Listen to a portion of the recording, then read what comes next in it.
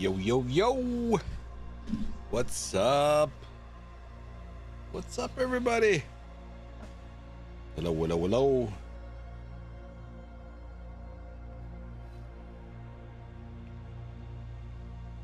Cheers. Mr. Cove. A love. Oh, wow. That's green, by the way. That's a green cup. But the green screen is... That looks awesome. That's a nice color, actually. How you doing, Mr. Cove?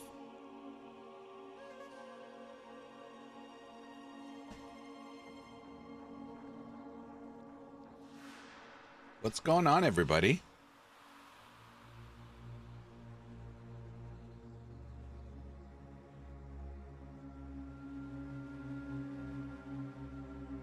Two more days. 3 more sleeps. Doing well, going back to work a day before release. Awesome, eh? Oh. Ooh. Oh. That hurts. It's okay. Game isn't going anywhere, Mr. Cove. Game is not going anywhere. You did it wrong?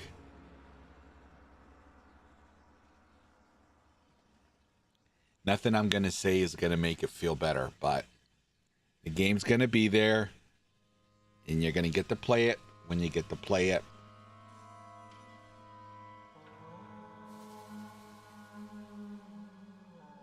Mage and Koba going nowhere but up.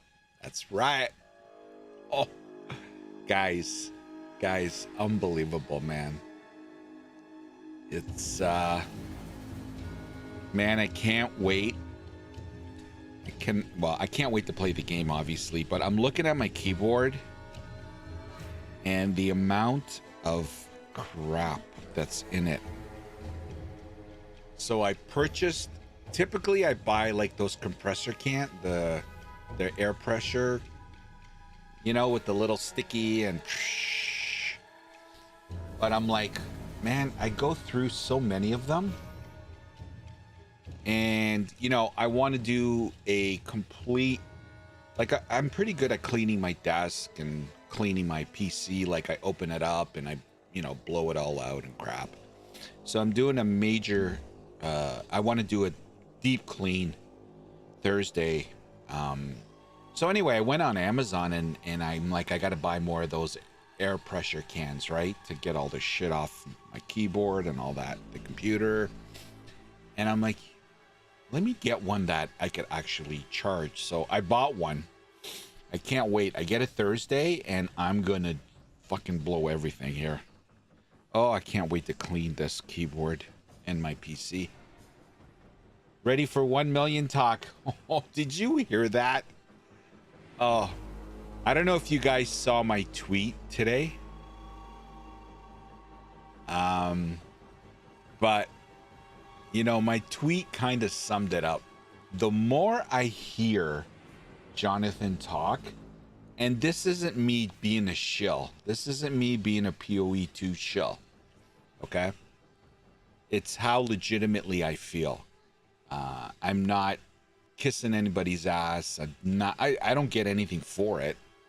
The more I hear that guy talk, the more it's so obvious why Path of Exile is such a long-lasting and loved game and has been and will be, and why POE2 is getting all the accolades that it's getting. Like, the leadership that guy shows is just incredible. And I actually let me see here. I tweeted this today. The more I see from the leadership at Grinding Gear Games, the more obvious it is how much great leadership shapes the quality of a game. It's incredible how in tune they are with the game, their players, and their relentless drive to craft the best ARPG out there. Only 3 more sleeps until we get to experience this amazing game built by such a visionary team. Thank you, GGG. And I hope he doesn't mind that photo. Guys, go give that tweet some love. Okay, I need to. What? 100 views? 98 views? Come on. Go give me some love on X, boys. Corbin, hello. Hey, Polecat. We go from what feels like years of game drought, and now I feel like too many. I want to play. I want to play come out around the same time. Yeah. Twitter algorithm is blah. Yeah, Mr. Cove, you really don't do social media. I'm old. I'm not gonna lie. I don't want to make the same mistake I made with YouTube that I did with X. And you know, it looks like basically all the content creators have an account on X, and I made a huge error early on in my content career by not having a YouTube channel. I'm like, nope, I don't care. Everyone keeps telling me social media. Nope. I'm just gonna stream on Twitch and I don't give a shit. And I literally wasted like 9 years of streaming off and on to like nobody and 3 people. And as soon as I started my YouTube account, you know, I immediately noticed the difference. So I don't want to make the same mistake on X, even though I have no appetite to do it. Because first of all, I'm not a fan of that app. But you know, I have to do it. What's up, Drake? Hey, Dragon. Blue Sky is on the rise. Its era is now. Highly recommend getting ahead of the curve. Blue Sky. Blue Sky. Okay. What's Blue Sky?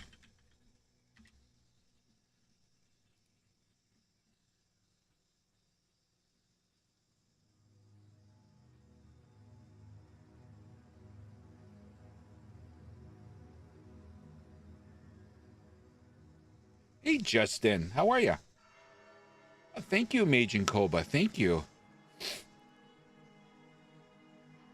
I literally had to waste a day blocking all the bullshit on Twitter. Literally one day just blocking all the bullshit on it. This looks a little bit better.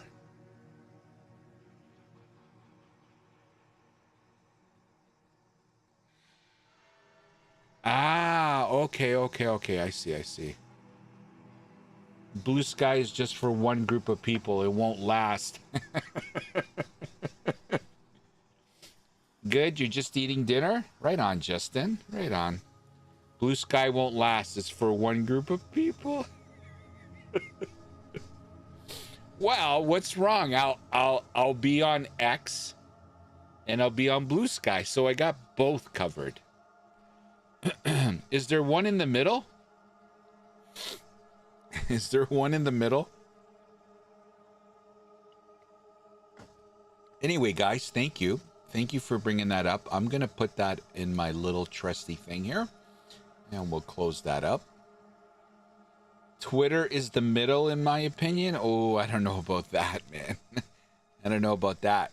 I literally, like I said earlier, I literally spent a whole evening blocking all the fake news on this shit. But anyway, whatever. I don't want to get into politics. I'm into gaming. I'm not into politics. Content creators supposed to welcome all audiences. Correct, Ben. Correct, Ben. That's why I said I'll go on the left, I'll go on the right, I'll go in the middle. I don't care. This isn't about politics. This is about gaming. There's no politics in gaming. Well, there's in-game politics, but not the traditional politics.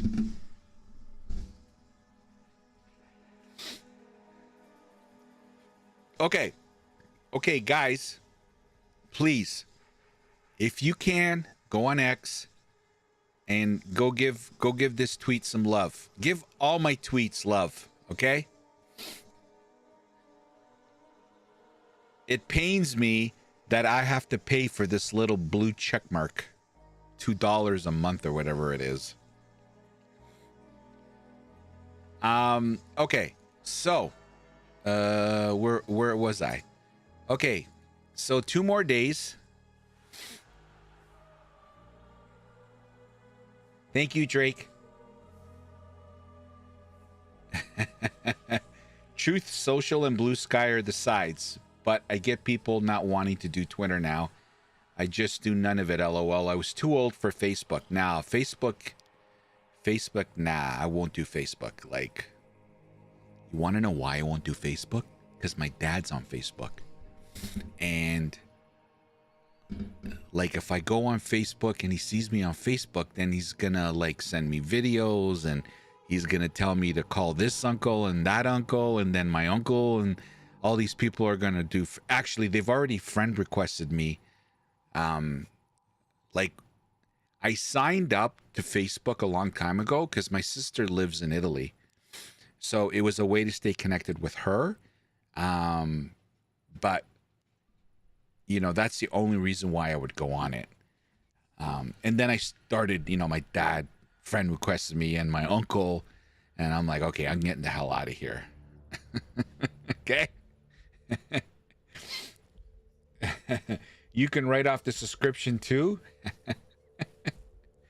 Have you watched Frosty LaRue's POE2 video? It's too funny. I don't think we have, Drake. Yeah, there you go, Dragon Dice. You use it to message your mom. That's, ooh, wow, your mom's cool. All she does is give you a thumbs up when you message her. Shouldn't it be the other way around? She should be the one sending the long messages and you're just like, LOL. Okay, thank you, Drake.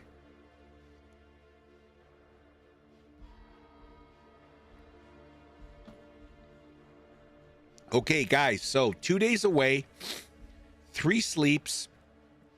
Wow.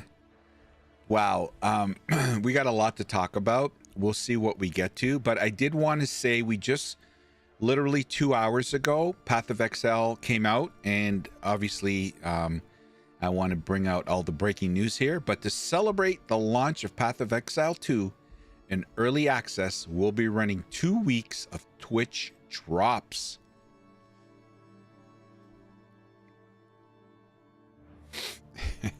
To support our community streamers.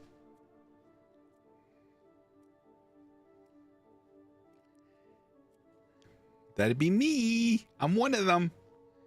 We'll also be offering the Chimera Pet for purchasing or gifting 2 Twitch subscriptions of any tier to your boy.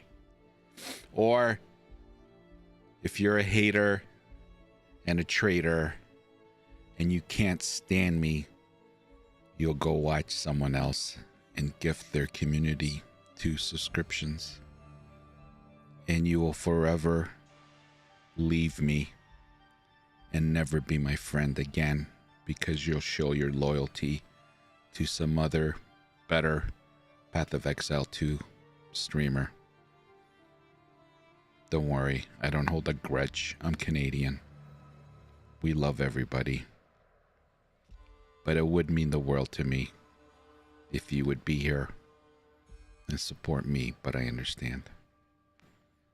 After all, Canadians are nice.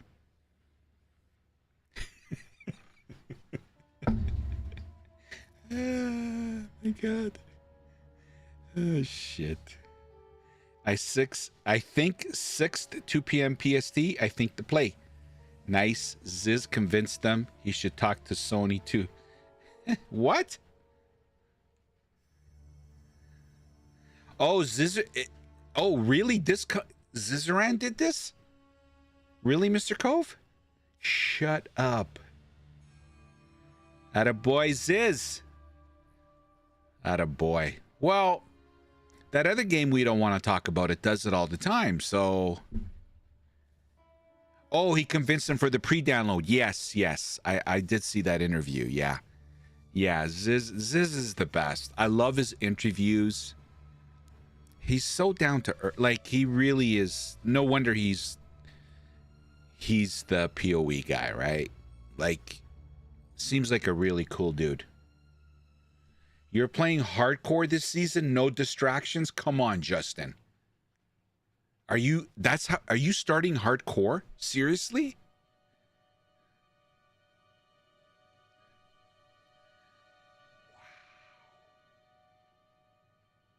Hey, what's up, Chris?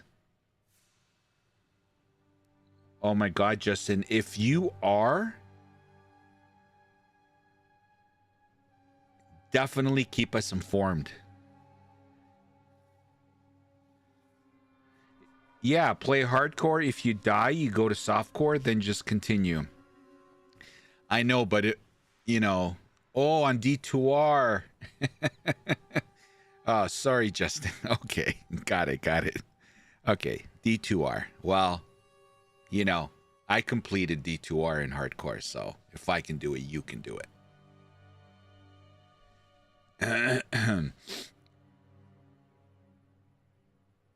You do lose stash. You know what? I don't know, Dragon. I don't know, Dragon Dice. I don't know enough about it, to be honest with you. I don't know anything about the hardcore to softcore. I don't.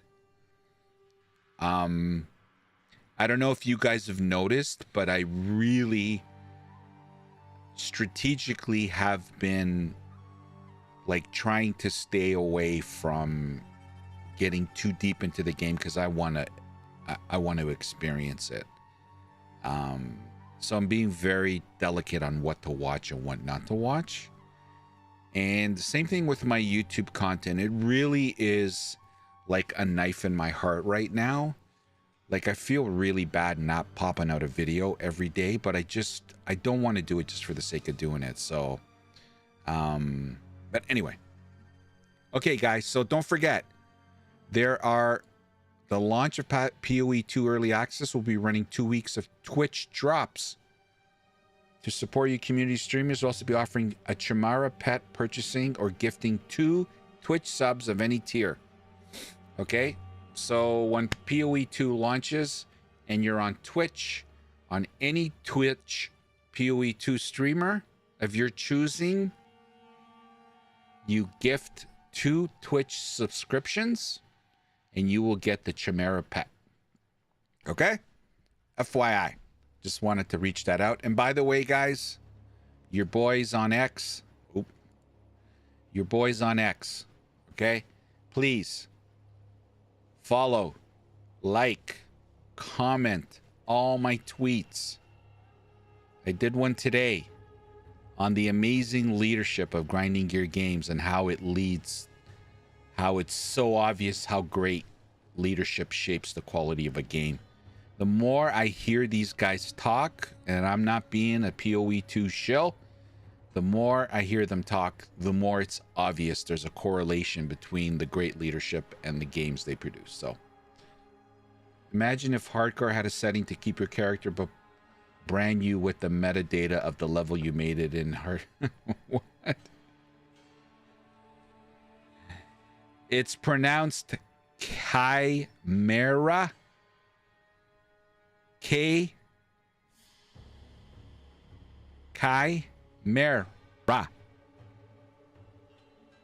You're the pronunciation guy? Well, you're going to be correcting me a lot.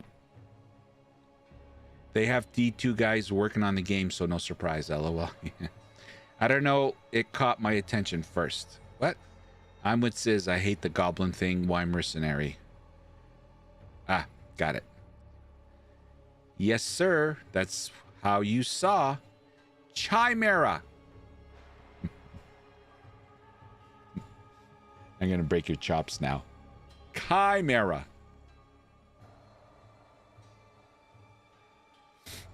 Does that have the extra? I don't know. I don't know.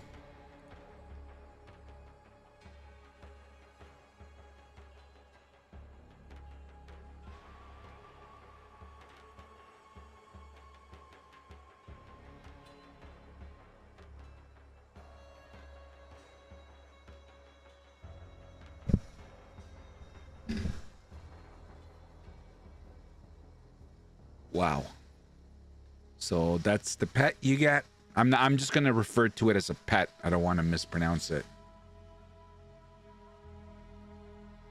Yeah, looks like there's a portal too.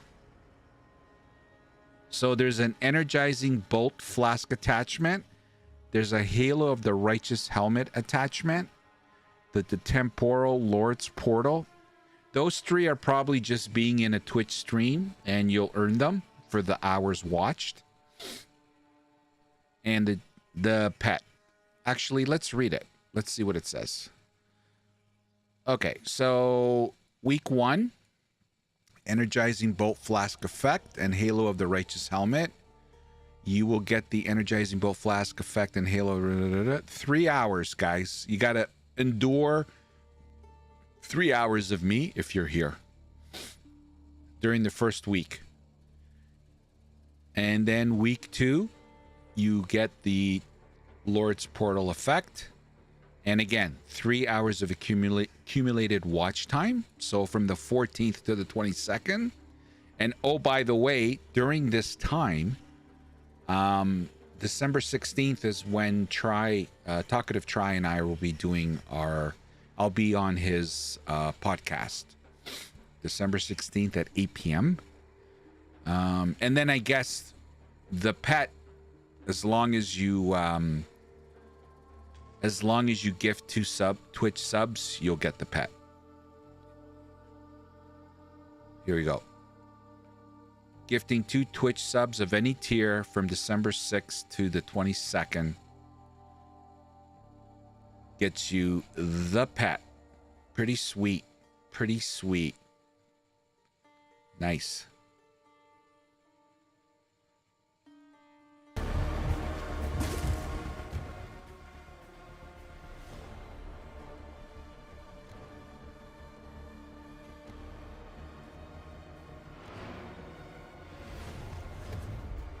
Wow, that looks pretty sweet, man.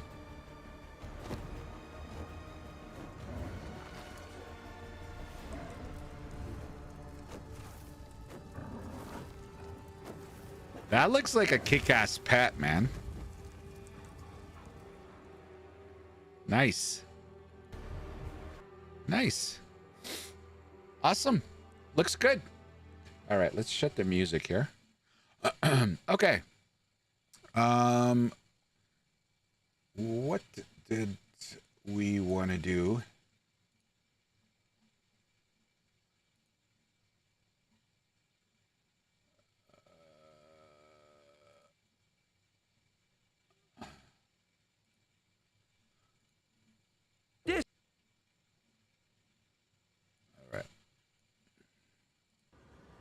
This is one of the strongest announcements I've ever seen in the history of ARPGs. This is insane. Holy crap, this is gonna be incredible. This is old school RuneScape. You gotta play it. I'm excited. This is perfect. Diablo 4 is cooked. See, this is what Diablo 4 should have been. Like, Diablo 4 is bad, Diablo 4 is dead. I'm gonna quit Diablo 4. That this beta has more depth to it than Diablo 4 does after the expansion.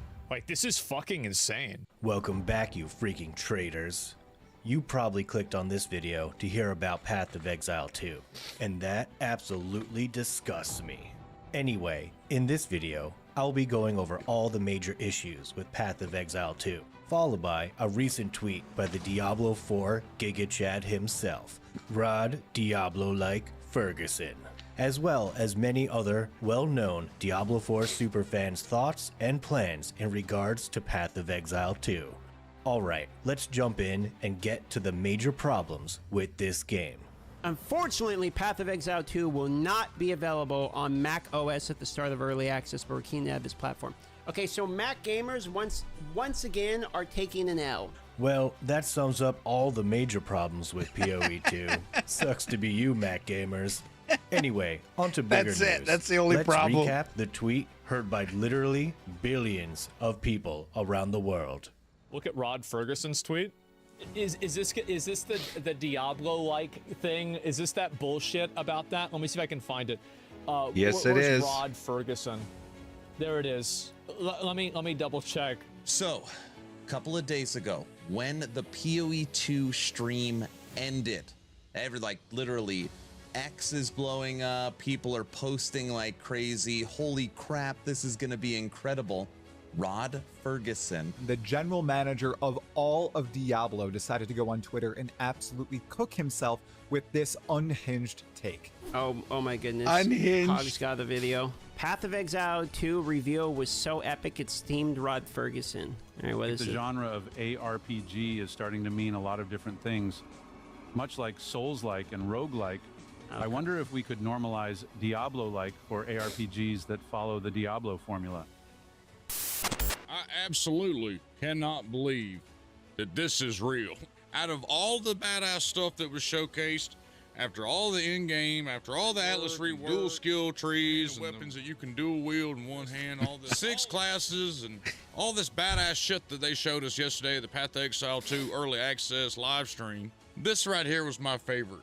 That shit triggered Rod Ferguson so bad that he had to go make a tweet. Rod Ferguson is scared. He is threatened, though he's lashing out. Grinding Gear Games has made something tremendous with Path of Exile 2. It has Blizzard shivering, and the game isn't even out yet. No wonder Rod was making tweets. No, this isn't an ARPG. It's just like Diablo. Like, yeah, sure, Rod. Getting mad.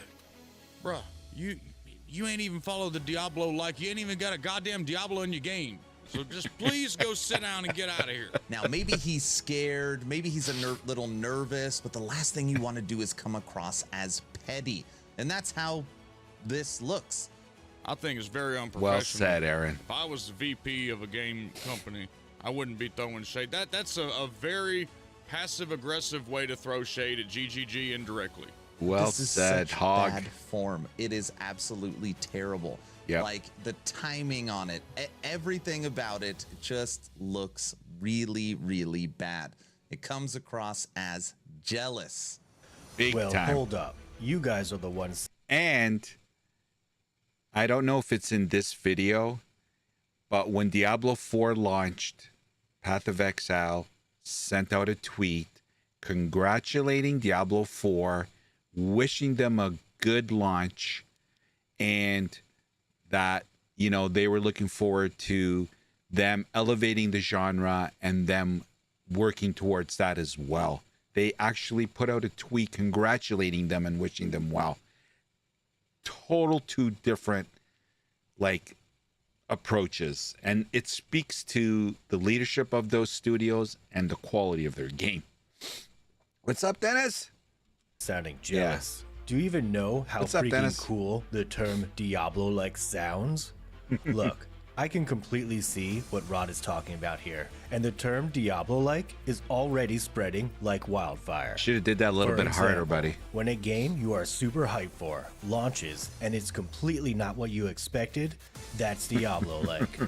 When a company removes a key feature, like a charger for a phone, then sells that key feature back to you later on, that's Diablo-like. When a game has a skill tree system with no meaningful options, that's Diablo-like. Yep. When you are at a self-checkout, but you are asked to tip for doing the job the company you are tipping should be doing, well, that's Diablo-like. That's the best And one. lastly, when a game you took off for work for has a massive delay on launch that lasts for hours or even days, yeah, you guessed it right, that's Diablo-like. So you should probably give Rod a little slack here. He knows what he is doing and is completely not jealous at all about POE2. In fact, POE2 should be thanking Diablo, not the other way around, right? The thing is that, and Grinding Gear Games would be the first people to say this, that they owe a lot to Diablo 3. Because Diablo 3 being dog shit on release, dude, when the POE closed beta came out, every single person in the general chat was talking about how shitty Diablo 3 was. And you know what's so fucking funny? Is when this game comes out, every single person in the general chat is going to be talking about how shitty Diablo 4 is. Okay, let's check in on some real loyal Diablo 4 superfans, who I am sure are going to stick with Azamari. D4 instead of this Diablo-like What's up, buddy? POE2. Hey folks, this is Riker, and this week saw the most hyped live stream the ARPG world has ever seen. The announcement of Diablo 4, season of The Witch Doctor, basically. No, obviously it was Path of Exile 2. I'm a starving man. I'm starving for Path of Exile 2 content, so I'm going to rewatch the same live stream for 15 days in a row until this game's out, okay? In my opinion, I'm with this you, is DM. one of the strongest announcements I've ever seen in the history of ARPGs. I think I can kind of get away with less time spent from now on in Diablo 4 and more time invested into POE2. I'm going to be blasting this game at the very least until Season 7 launches, and then probably go back. I see the light.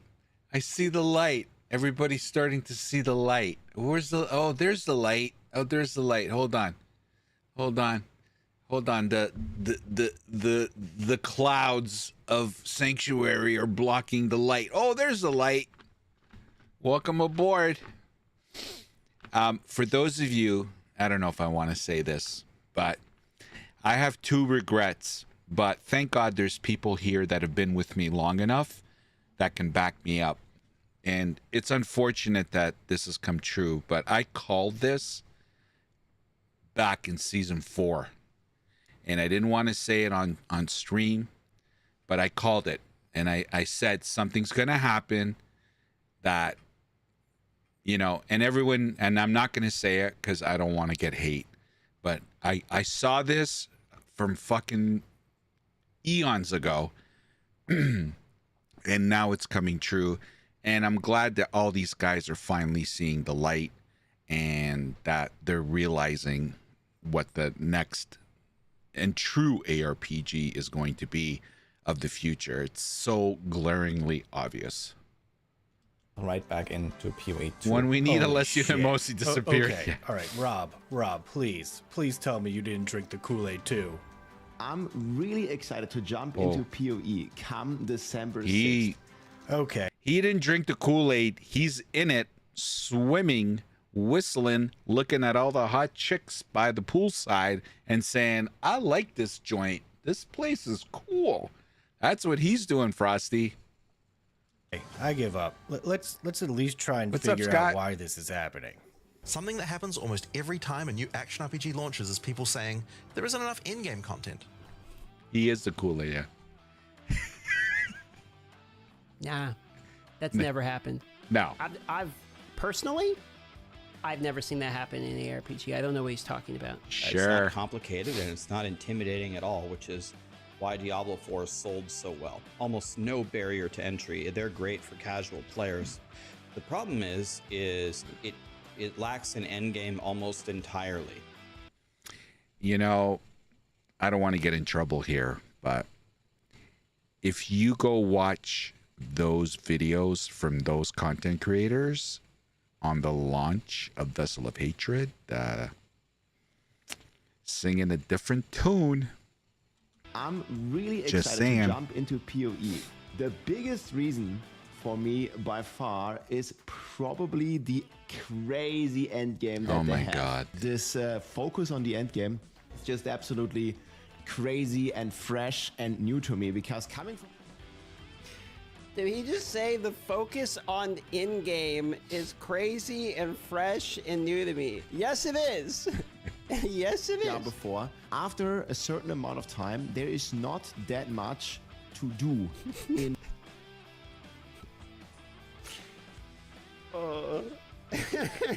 I'm sorry, I have to laugh. There truly is nothing to do. Holy shit, dude. Dude, back to back, saying the same thing. I love how the reaction is the same from literally everyone. Well, I guess that's not literally true, but there aren't really any great rewards for doing that. I don't have any super awesome mounts. I don't have any titles. My character isn't glowing. I can't link you an item that is so Drake? rare and so godly that you wouldn't be able to find it yourself from all the hours that I put into it. The rewards are just not there. Man, it gets worse. Nothing to do, no reason to do the things there are to do, and no rewards for doing them. Okay, guys, I think it's inevitable. I also need to try this game out, and for exactly the reason you may think. to bring to light why POE2 is a vastly inferior game It's a good to the song, too. masterpiece we call Diablo 4. But for real, guys, I will be making a lot more videos on POE2, and you probably should be trying this game out yourself. It looks awesome. Please subscribe. Diablo 4, oh yeah, I swear. He does amazing music, man.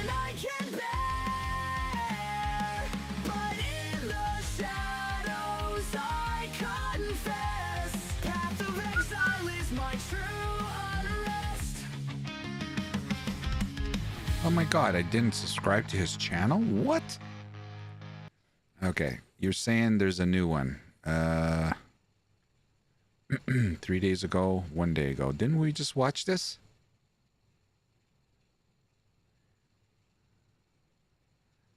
Isn't that the one? Isn't the one we just watched?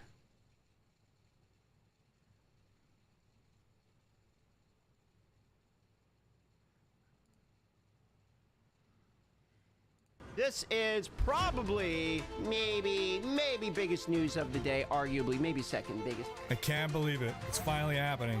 I swear to fucking God. I still don't believe this. Selling a cookbook? Yeah. I hate this. I can't continue watching this video. That's stupid. It's embarrassing. What is he doing? This might be a stupid question, but I'm gonna ask it anyway. Why the hell am I watching this? Welcome back, you. I don't think I can even say it right now. Come on, Blizzard. Really? Blizzard became a meme. cookbook? I know, That is man. what you're going to promote. It's not funny. Right It's now, when it is everybody funny, is but talking about Endgame what a and all the systems wow. that they're seeing in POE2, and you're just like, all right, you know what? Let's just throw some shit at the wall and like sell a cookbook or something. You know, it's like Thanksgiving. This will make sense, and I'm sure everybody will love it. Well, it's official D4's cook. but I don't think we do. And I don't really even know what to say right now, but maybe to cheer us all up, we should watch some reactions to my last video. It's Frosty LaRue. Oh, shit. Oh, we gotta do this. I have this video from Frosty. This was posted yesterday. This guy's pretty funny, right? There is a Frosty LaRue video that I've been recommended. POE2. The Diablo-like ARPG. Is this a video dunking on,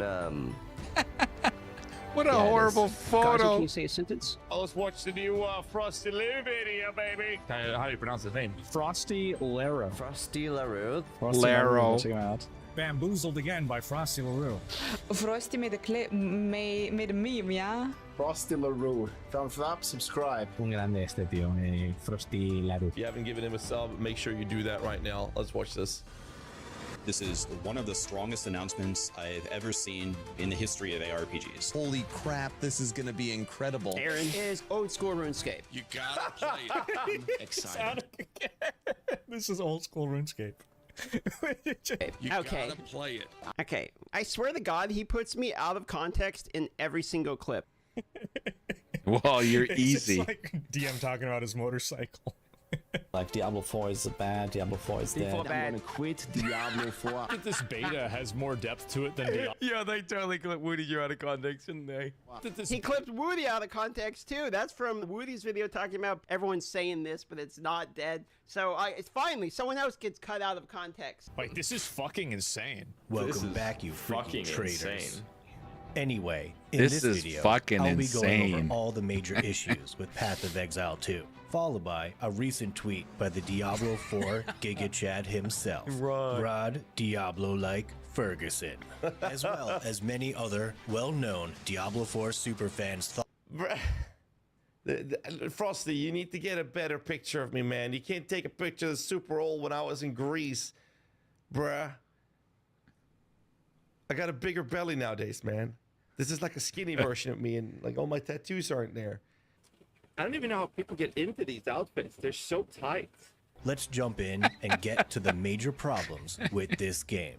Unfortunately, Path of Exile 2 will not be available on Mac OS at the start of early access. I know. This platform. What? Okay, so yeah, I don't think, honestly, I don't think Path of Exile 2 can ever recover from this. Oh wait, Path of Exile is the #2 most sold game, and you can't even play it yet. Mac gamers once again are taking an L. Well, that sums up all the major problems with POE. Yeah, Sucks to be you, Mac gamers. Fucking L. Gamers, bro. Frosty, coming up from the top rope. Let's Anyway, go. on to bigger news. Let's recap the tweet. Fucking Quinn by can't keep literally himself from billions laughing. Of people around the world. Okay, so I said this in the beginning. I'm like, I think this is getting overblown, a little bit of a big deal. And I feel like I'm still right about this, but I didn't expect the floodgates of videos that were going to come out about this. This might have single-handedly been the worst received ARPG tweet of all time. He's going to talk about the Rob one, obviously. So, a couple of days ago, when the not even POE2 close stream by ended, far. Rod Ferguson, the general manager of all of Diablo, decided Wait, you got this guy talking shit about you, bro. Oh my to go on god. Twitter and absolutely cook himself Quinn doesn't with this even- unhinged take. Oh my goodness. Hogs got the video. It's just weird and catty to say it now. Path of Exile 2 reveal was so Very epic, catty. It steamed Rod Ferguson. All right, what is The it? genre of did it on purpose? ARPG Yeah, of is course he starting to did. mean a lot of different things. Much like He's also the Souls-like wrong and person to roguelike. say it. I wonder if we could Yeah. normalize Diablo-like for ARPGs that follow the Diablo formula. Just as a comparison, okay, in 2021, Oh, here you go. when Diablo 4 was cooking and is There you about to go. release, Path of Exile tweeted this. We're excited for the future of action RPGs and can't wait to see what the Blizzard team has been working on for their upcoming Diablo reveal. Sending our best wishes to the whole team. Like, this is the comparison. Like, what the fuck? He didn't tweet that and say it in an interview. And he doubles down on it in a video. Yep. You know, the way that we say things are Souls-like or roguelike, I kind of want to call our game a Diablo-like. It's like the entire ARPG community came out to unanimously, because this isn't just PoE people. Aaron is obviously a Last Epoch Andy. This is a Last Epoch Andy. The dev who had tweeted is the No Rest for the Wicked CEO. I am a D4 and PoE Andy. You have PoE only Andys in here. You like everyone on all sides are like he's getting cooked unanimously by everybody, by everyone from every category. absolutely terrible. The timing on it, everything about it just looks really, really bad. It's not like it just randomly happened, right? It was definitely because of the PoE announcement. 100%. Look, I can completely see. Well, what he Rod's did it talking right about after here. it. And the term Diablo-like is already. I feel like that extra rub was personal, by the way. Yeah. For example, when a game you are super hyped for launches and it's completely not what you expected, that's Diablo-like. When a company removes a key feature, like a charger for a phone, then sells that key feature back to you later on, that's Diablo-like. When a game has a skill tree system with no meaningful Man, options, he's holding that's no Diablo-like. punches, man. Oh shit, that's actually he's kind of cooking with this point. I know he's being sarcastic, but that's actually the best point I've seen. Like this, it is a little bit like the Apple charger. Like Diablo's not in there. You have to buy Diablo in the Diablo game. That's actually a hilarious point, to be honest. And Grinding Gear Games would be the first people to say this, that they owe a lot to Diablo 3. Because Diablo 3 being dog shit on release. okay. Dude, when the PoE I was like, where is he going with came this? out, every single person in the general chat was talking about how shitty Diablo 3 was. And you know what's so fucking funny is when this game comes I wasn't out, there when Diablo every single 3 person launched, in the so I general have no- chat is going to be talking about how shitty Diablo 4 is. PoE kind of beat Diablo 3 and Diablo 4. It's like beating the little brother and the bigger brother. Or like you bully a kid at school and his dad comes to fight you and then you beat the dad. And now the funny part is POE2 is going to beat Diablo 4 and then Diablo 5. Hey folks, this is Riker, and this week saw the most hype live stream the ARPG world has ever seen. The announcement of Diablo 4, season of The Witch Doctor, basically. No, obviously it was Path of Exile 2. Riker's dunking on him. They lost everyone. I'm a starving man. I'm starving for Path of Exile 2. Wait, has there been a Diablo announcement? Season 7? They did a campfire the same day? Oh, shit. Again? Do they always pick the same day? It was the least watched campfire they've ever done. D3 was a viewers. totally different game on Holy release. shit. Oh, shit. Oh, fuck. I'm going to say this point because I really don't think that this is a point that matters at all. But I'm just curious. If we pull up the Diablo 4 category, how many people are still in it? All right. Okay, emergency breaking news, guys. Straight from the Diablo 4 team themselves. We here at Blizzard would like to announce that yes, we have done extensive research and feel we are really in tune with what the players are looking for. And we can gladly now say, we heard you. I am a starving man. So without further ado, we'd like to announce Diablo 4 Dark Delicacies. Diablo official YouTube. The Diablo 4 cookbook. Holy shit, it's actually the exact price of POE2. I don't know what's happening. Why are they treating the meat like this? What are they doing? Yeah, this is real. This is real. Rex and Woody and Rob and all them fellas have been begging for Diablo to have some content come out. And this is what they, we got content, don't worry. This is what they put out. This dish has more ingredients than Diablo 4's content. Oh, Rod. okay. Sorry about that. That was a live reaction. This next clip is a pre-recorded, very real reaction that we may have had to pay for a little bit. And wait, and then look. And then after it's dried, look at this. Look at this. Bam. Look at that. Look at it. Look at it. I would sell these. 100%. I would sell these. They were sick. They were sick. I actually think one person tried to eat theirs and then they realized it was made out of glue because nobody knew what it was made out of. Well, I know I'm sure hyped now. Let's get back to finishing the reactions so I can get back to playing my precious Diablo 4. Something that happens almost every time a new action RPG launches is people saying there isn't enough in-game content. That never gets old. Look at his face. Nah, that's never happened. I've personally, I've never seen that happen in an ARPG. I don't know what he's talking about. This is a really good It's video. not complicated. It lacks an end game almost entirely. Dude, I still love the way Rax says things. Like, he has a way of, like, look at the look on his face, dude. He's just like, he's got, like, this thing. He's got, like, a Jim Halpert kind of, like, he's being nice, but he's actually upset. After a certain amount of time, there is not that much to do. Yeah, true. Like, I feel bad. I actually feel so bad listening to this, man. Like, I Bad don't get and it. Like, sad. when I hear a game that, so like, I don't mind if a game doesn't have an end game if it's like a single player game, right? But after you've blasted in Diablo 4, like, you can only do so much, right? That's also my favorite. That's my favorite line, I think, straight up, that anyone has said so far in the reactions of it. Like, he's going slow because he's thinking, he's like, where are the words for this? There's not a lot to do. So honestly, like, I don't even understand why people like Rob and Rax and Woody weren't already Giga POE dudes.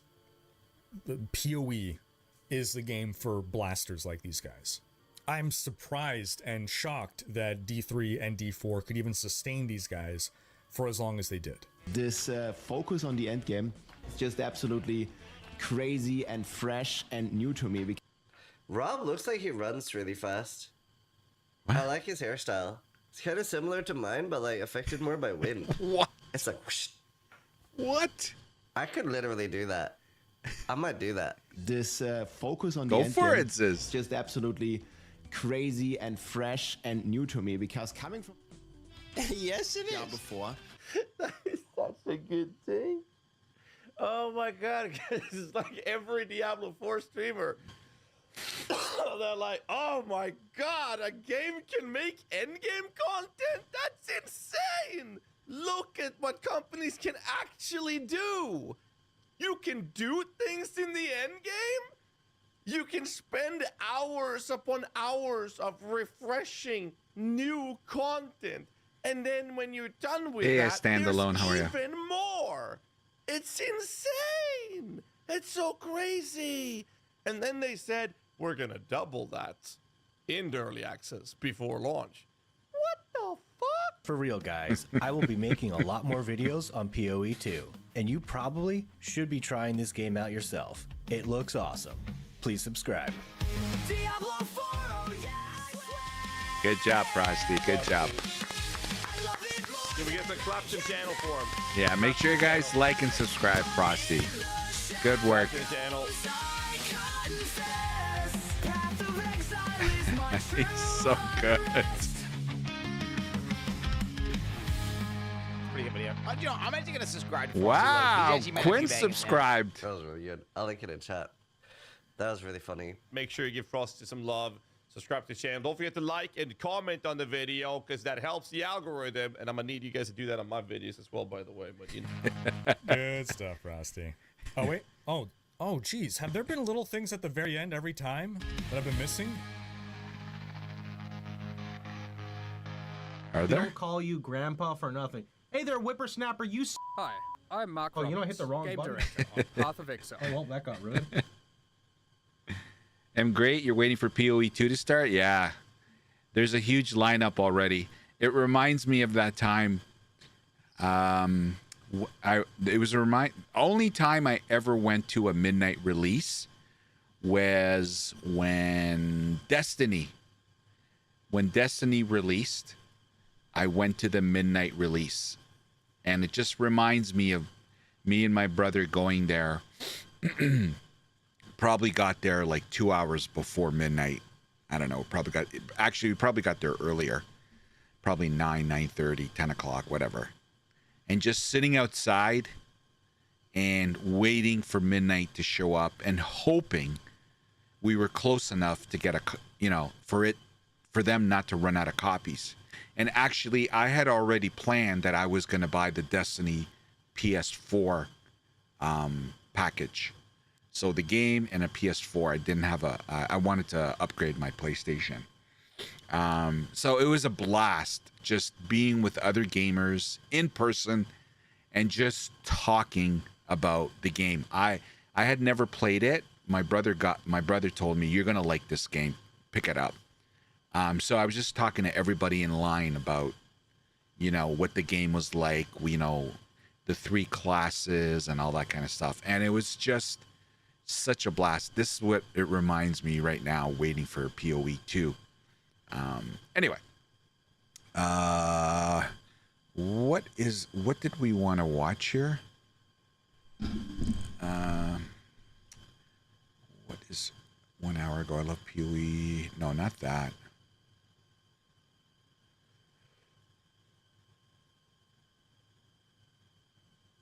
We're gonna watch Jorgen. He does good videos. Hopefully, guys, does anyone know if this has spoilers? Epic Development Early Skill Tree Planner. Welcome back, you filthy exiles. So, it's just like a cornucopia of information and like news and stuff like. Yeah, the client's available for download at 5 p.m. on Thursday. Correct. Yeah. Yeah. Like that at the moment. I was doing some trawling and I came across something that has only just come out, and yeah, it's friggin' awesome. It's very crude, but it looks like it might be a goer. Anyway, let's pull this up on screen and let's have a look at one of the first iterations. Guys, I'm just telling you, if he starts getting a little bit too deep with spoilers and stuff, I'm gonna, I'm gonna pan away. Hopefully it doesn't, right? Of a build planner. Now, this particular planner has been put together by a group on Reddit, and I'll put all the links in the description below. And it's called Marco Aguirre. I'm not good at pronouncing things because I'm Australian. Sounds right. Anyway, so basically about 30 different people have come together and compiled as much information as they've been able to locate into one big comprehensive pathing tree right now. Now, obviously things will change in the final game versus what this is and what's been announced to date, but this is a really good tool, at least for now, to get an idea of what all the pathing nodes may or may not be. Anyway, let's have a quick look at it. And Yeah, let's go somebody through a little linked bit. this to me. Okay, so this Yes, is a version I have that was this. put up around about 19 hours ago. So it's about as up to date as we have information for, and obviously doesn't include some of the leaked ascendancies and things like that. Though actually it does. There we go. So it's got a lot of updated information in it. So these came from some of the leaks, in particular, with some of these like chromonial ablution nodes and whatnot. That's pretty cool. Zealous Inquisition, which is basically explodey chest built into the ascendancy. But the biggest and most important thing here is actually got to do with the actual pathing tree itself. So, all right, so just sort of having a look through, we can see like there's a fair few nodes that haven't yet been mapped, in particular up in these upper areas up here. There's about 50% of the tree that's been mapped out to date that we are aware of, or that these guys have managed to haul information. You're very together excited, for. Dragon Dice? Well, we have things Yeah. like keystones. By the way, you can tick all these on as you go through, so you can sort of legit do a bit of pathing as well. And you get 5 attribute points per node instead of 10 moving forwards. But yeah, we can see some of the cool things like primal growth. We've got in your face, which I like because that sounds like something that I would say. 40% increased melee damage with hits at close range. So range in Path of Exile 2 is a big thing that dictates accuracy moving forward. So the closer you are to an enemy, the more your accuracy is going to be. We've got projectile bulwark, so 30% increased armor, defend with 120% armor against projectile attacks. Potentially that's going to be pretty good on like Titan builds that use shields. Sigil of Fire, 30% increased elemental damage against ignited enemies. And so this is like coming off the witch node that is coming up here. So you'd sort of build down here. Now the biggest thing in this sort of sector here, there tends to be a lot of minion based nodes. This is sort of going into like the mana based nodes on the right top part of the tree, I've noticed. So like Ice Wall, and also like, actually that's really cool. 200% increased Ice Crystal Life. That's unmapped. All the green ones are mapped. Obviously Eldritch Battery, but we know that there's changes coming to this. Convalescence. What's that? 40% increase, faster start of energy shield recharge. That's actually really cool because basically it's indicating what I was alluding to in an earlier video, that energy shield recharge is going to be potentially better than running your actual ES recharge per second. And the reason being is because even like if we have a look at the Zealot's Oath node, energy shield does not recharge with Zealot's Oath now. So that actually means that potentially not running Zealot's Oath with like Chaos Inoculation builds is going to be better. We've got things like Ancestral Bond, which gives you unlimited totems, and totems reserve 100 spirit each. So if you can throttle up Dragon, I haven't played since Path of Exile 2 did their live reveal. I have not stepped into a video game since then. I just don't want to play any other game until POE2. And I can't believe I'm actually going to do it. I have no appetite. None. Spirit, you can have more totems. Obviously calibration. But I hear you on the board mana. part. We've got explosive impact, so burning enemies you kill have 5% chance to explode, dealing a 10th of their maximum life. I've never watched so many YouTube videos in my life. Like, oh my God. I can't wait till we're actually playing. I can't wait. This is driving, I'm getting to the point. I'm sure you guys are too. Like, come on already. That's actually really good because I think the old node was like 3%. That's very similar to that. That's almost exactly the same as the Chieftain node from the Chieftain Ascendancy in Path of Exile 1. Then we've got Hallowed, just gives you increased ES. Heavy Buffer, again, reduced life, increased 40% increased maximum energy shield. Now, that being said, like, again, these could all be subject to change. Exploit elements, 40% increased damage Chris, with the hits anticipation's against killing enemies you. affected by elemental ailments. We've obviously got, like, elemental clusters where you could set these up for, like, weapon switching. Jagged Shards, increased crit for spells, minion damage, chaos damage. So chaos dot's going to be a big thing on the Witch. Dampening shield. Gain 12% of maximum energy shield as additional stun threshold. That's pretty cool. Faster shield recharge. There seems to be a lot of faster shield recharge nodes on here so far that I can see. And then basically we start to sort of come down into this other sort of area down here, which usually is the dex area for the ranger. And basically, you know, we've got honed instincts, we've got blur, which is increased movement speed and flat dex, mark cast speed, so mark skills of 10% increased speed. Enemies you mark have 15% reduced accuracy rating, that's pretty cool. Flashy deflection, so we got prevent 3% of deflected attack damage, 20% increased chance to deflect. Now, I was thinking about this when I played Path of Exile 2 last year. Deflection seems like a really cool stat because we know there's thorns built.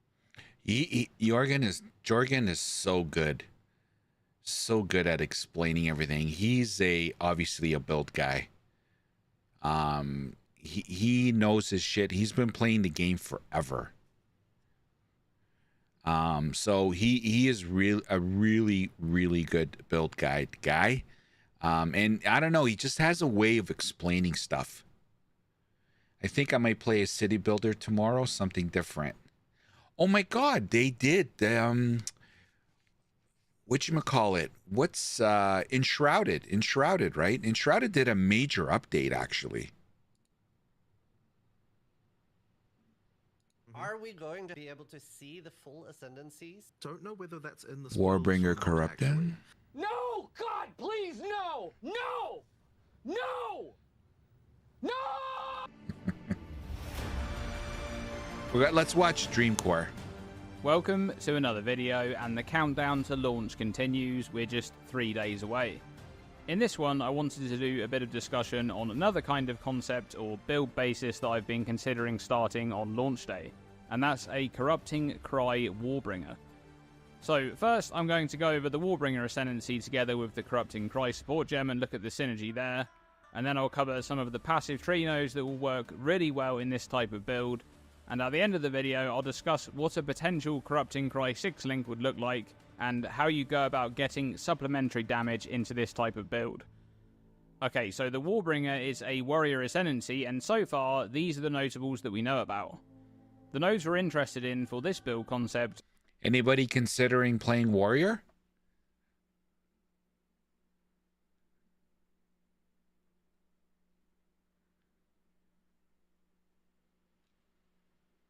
You are Dennis? Are Warcaller's Nice. Bellow and Great Wolf's Howl. But Jade Heritage is an interesting guard skill-like option, and we'll also discuss Answered Call briefly at the end of the video. Firstly, let's talk about the most important node on here, Great Wolf's Howl, which makes you ignore Warcry cooldowns. Now, at the launch of Early Access, I believe that there'll only be 2 Warcries to choose from, Seismic Cry and Infernal Cry, both of which have an 8-second cooldown. The default behaviour of Warcries is typically to empower the usage of a follow-up attack, but we're not too interested in that, because we want to focus on Corrupting Cry, a support gem which makes the supported Warcry inflict corrupted blood on all enemies in its radius. The corrupted blood debuff inflicted in this way doesn't have base damage that scales from the gem like it did in POE1. Instead, it's scaled from your strength, and deals 10% of your strength as physical damage per second for 5 seconds. Now, in POE1, Corrupted Blood is a stacking, non-ailment damage over time debuff. It stacks up to 10 by default, and the duration of all current stacks are refreshed when a new one is applied. We currently don't know if that's still going to be the case for POE2, but those are the existing mechanics for POE1. How are you, man? Now, on the choice of Warcries between Seismic and Infernal, both have the same base radius, but Seismic Cry has a few extra properties which make it the superior choice for this type of setup. Firstly, it has a knockback component, which can be extremely useful considering getting surrounded is a very real threat in POE2. Additionally, Seismic Cry also deals a hit of physical damage at the moment that it goes off, which means it can trigger on-hit effects such as Cutting Strike, which may be useful. Okay, so the basic concept then is Seismic Cry supported by Corrupted Cry support combined with Great Wolf's Howl. But what support is there on the passive skill tree for this type of build? Since Warcry cooldowns are bypassed by Great Wolf's Howl, we're not interested in Warcry cooldown recovery rate stats, but we do want Warcry speed, which will allow us to use Warcries much faster. We're also looking to stack a lot of strength too, since that scales the base damage of Corrupting Cry. For strength, all of the highway attribute nodes can be selected for strength unless you need some dexterity or intelligence for support gems or gear. Beef is back in POE2 and it provides plus 25 to strength. That will be a useful notable to pick up. There's also the Titanic notable on the outer edge of the tree, providing 5% increased strength, among a few other useful stats there. And of course, the big one, located at the bottom of the tree on the outer edge, is Polymathy, providing 10% increased attributes. Meanwhile, for Warcry specific boosts, Guttural Roar grants 30% increased Warcry speed, and also makes Warcries have 30% increased area of effect, which is very useful considering the 30% less AoE modifier on Corrupting Cry support. Urgent Call provides some instant recovery on Warcry usage, which will be useful, and another chunk of increased Warcry speed. And then we have these two nodes. Escalation, Bezor, which grants thank you for the 25% sub, man. increased Warcry speed, Welcome. and Thank you, man. 15% Appreciate the increased support. damage for each time you've Warcried recently. Thank you, man. Thanks. And Deafening Cries, which grants 8% increased damage for each time you've Warcried recently. Together, they'd grant 23% increased damage for every Warcry you've used in the last 4 seconds, which is generally quite good, but there's something to mention about this stat. It grants generic increased damage, which is very important for another notable on the Warbringer Ascendancy, Warcaller's Bellow, which explodes corpses in your presence when you Warcry, dealing 25% of their life as physical damage. This corpse explosion damage is extremely hard to scale, but it will be affected by the generic increased damage gained from Escalation and Deafening Cry, which will substantially improve your clear speed. Okay, let's look at what a Corrupting Cry damage link would look like with support gems that we currently know about. So we have Seismic Cry linked to Corrupting Cry, of course, and then the most important support gem in the link is... By the way, guys, if like what's on screen right now, there's a new skill gem website where you can actually play around with all the gems, the skill gems, and kind of build. Although it's you know, there's a lot of guesswork here because we don't know exactly how everything's going to work. But a lot of people are going on here and just, you know, trying to figure out how shit goes together. And Bezor, thank you again for the sub, man. Welcome. Hourglass support, which is actually 50% more damage now, or it was at the time when I played on the 8th of November. The downside of this support gem adds cooldown to the skill, but since we ignore the cooldowns of Warcries, this support is pure upside. Then, Brutality for 35% more physical damage. The downsides of this support gem are not important because we're only dealing physical damage with this skill. Then, Swift Affliction, which may or may not be a good choice due to the less duration component. It depends if Corrupted Blood refreshes existing stack duration like it did in POE1 or not. Appreciate it, Bezor. And the Thank last you. link could be something like increased area effects, for example, if AoE is an issue, or more duration if Corrupted Blood stacks don't refresh like they do in POE1. Now, in terms of other things that you could do in this kind of build concept for supplementary damage, you can look at melee totems such as Ancestral Warrior Totem, as they have their own base damage, which means you can focus on crafting a stat stick mace to boost the damage of Corrupted Blood, if those types of modifiers exist. Additionally, the generic damage increases from the tree notables will boost the damage of your totems too. We know that the first node in what appears to be a totem-themed branch on the Warbringer, Answered Call, summons ancestral spirits when you summon a totem. So going in this direction should allow you to have quite a lot of passive damage that's just going off while you're... Yeah, Mr. Cove, when I say it's releasing at 2, that's my time. So it's 11 a.m. PST, but it's 2 p.m. Eastern Standard Time. So, like, when I say it's going to launch Friday at 2 p.m. Eastern Standard Time, it's my time zone. Able to 3D reposition and use your Warcries. There's also the Encased in Jade skill, which looks like quite someone a else useful said option PST? as a No, reactive it's guard 11 skill a.m. like you ability said. to be able Not... to tank larger hits.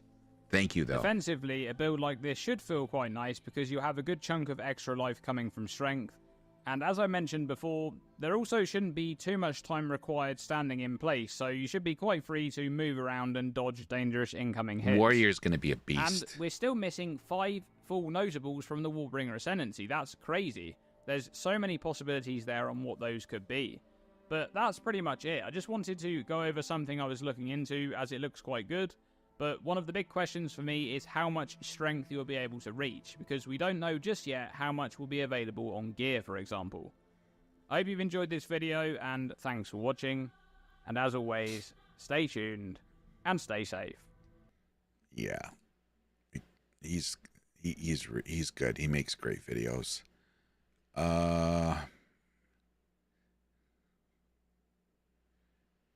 Okay. Explaining POE lingo. There's an IGN. I think it was IGN.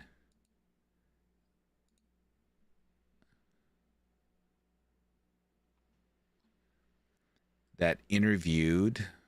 No, not that. Ah, yes, this one.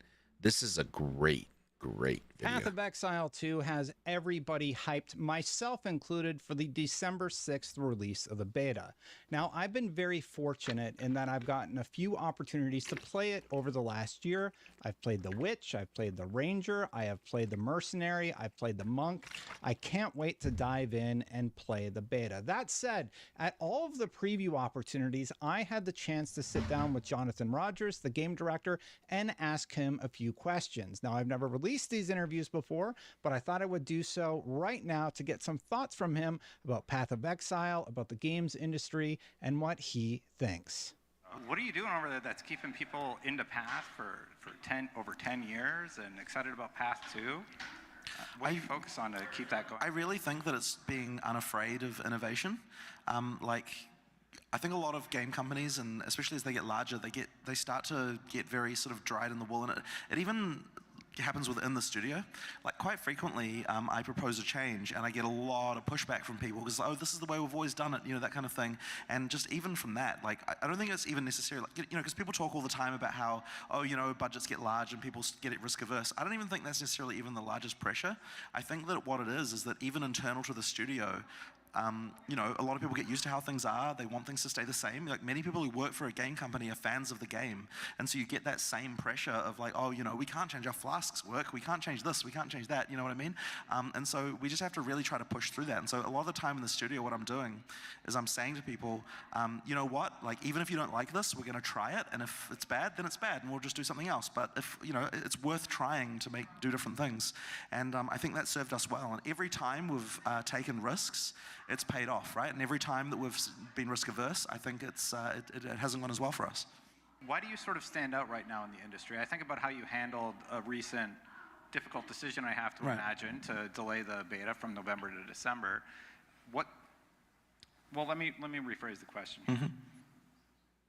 How did you decide to handle the delay in that manner?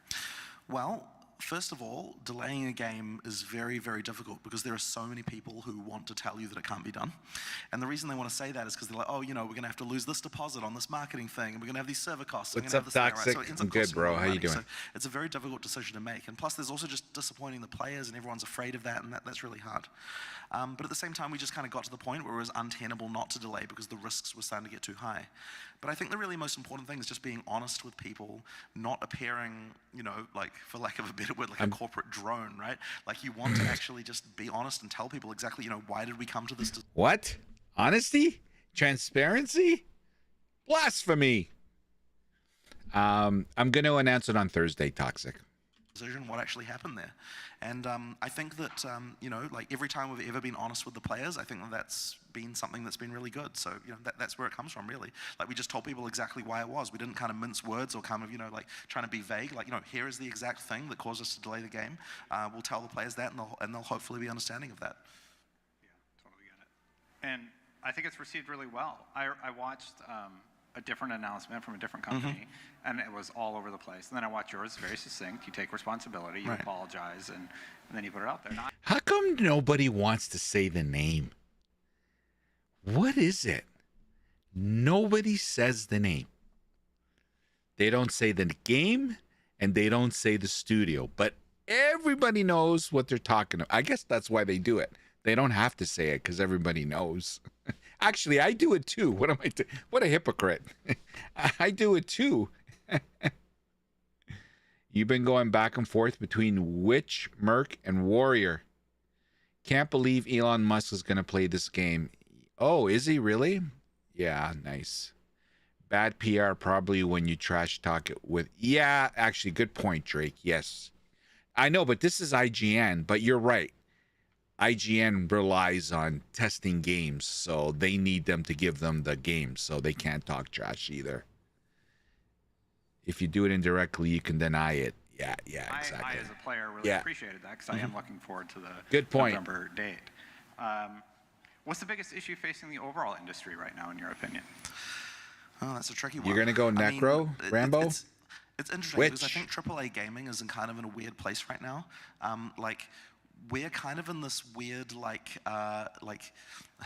maybe this is not the right, sort of AA territory where it's like we're in this kind of position where like we're not like one of the giant mega studios, so that we kind of haven't inflated to the point where it becomes difficult to even make anything. But we're also definitely not in the classification of what you would call an indie game either. So I think that's kind of interesting because there's just not a lot of huge things in that area. And really, I mean, that stuff we talked about the ossification of game development, like in AAA, it's just really, really bad at this point, right? Like there's definitely very little risk taking. There's kind of not a lot of that going on. But at the same time, you know, there aren't a lot of those kind of indies coming up and sort of entering the big leagues either. And so it's just something that's kind of been a trend for quite a while. You've kind of got the small games and you've got the big games. There's very little in the middle. So I think Path of Exile really is kind of in that sort of space. That one of the few games that kind of is in that type of area. Very interesting that what he just said, that, you know, AAA space is they're cooked. They don't like taking risks. They're not doing anything good, right? He said it in a more polite way. And then there's the indie games that want to be with the big boys, but are struggling with trying to get their game to a wider audience, right? And then Grinding Gear Games is kind of like the AA poster child, right? They're not the AAA. They're not they're not small like indie. They're not massive like a AAA. They're right in the middle. And he's saying there that like he doesn't understand where all the AA's have gone, right? Very, very interesting what he just said there. Like his take on the industry is so like 200 IQ. It's crazy. Right in the middle. Yeah, exactly, right. You know, so we get to have like kind of nice graphics and a nice budget and all that sort of stuff, but we also get to still be innovative and like do interesting things that other companies aren't doing. I really don't know how to sort of reclaim that middle again and sort of have the game industry have that kind of stuff again. I think that really is challenging for the industry. Like it used to be that there were a lot of what you might call AA games, and I kind of don't know where it all went. Like why do we now in this position where you've got the like ultra AAA stuff, which is kind of very stolid and kind of not really going anywhere, and then on the other end of the side of things, you've got like the indies where you know it can be hard to get the broader audiences, and you know, like I just don't know how you get that middle back. Do you feel? I don't think Grinding Gear Games, if they were ever to get to the level of a AAA studio like massive, I don't think they would lose their innovation and being risk takers. I just think it's just part of who they are. So it's going to be very interesting to see them as POE2 does what we think it's going to do, and they continue to grow. And who knows, maybe they never become a AAA studio. We don't know. But if they do, it'll be very interesting to think back of these days and see if they change at all. It's very interesting. I feel like there's been an over-prioritization put on graphics. Well, you know, that's an interesting one. I think graphics are important. They actually set, like, there is definitely evidence that people appreciate a game more when graphics are a thing, but at the same time, like, you can do that stuff more efficiently if you're clever. And I understand it sort of may look like, you know, the part of the reason why AAA budgets have inflated so much is because, you know, of what they're doing with graphics.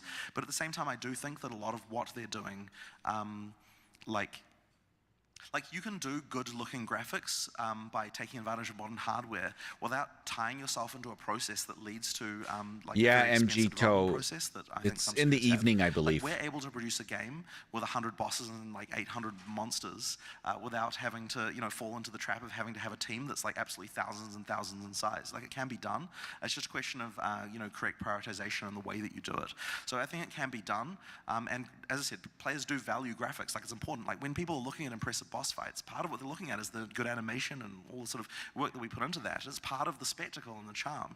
So, you know, like a lot of people do say Lennon graphics Dove, are how you doing, important. I man? actually don't agree. I think they are important, but then it's the same time you have to be very careful not to waste time doing things, you know, like sanding under the drawers is what they would, Pixar, I think, used to say. You know, when you don't need to be doing that, you know, when you can be concentrating on the stuff that's actually, you know, put the budget on the screen, as it were, as opposed to wasting a lot of time with things that people just don't really notice. Do you think Path of Exile 2? Seems like they're having a campfire chat every week, or no? No, just all, like IGN did this interview on November 8th, Toxic. So I would imagine there was an embargo on the interview, and IGN was told, look, we'll do this interview, but you can't release it until X date, right?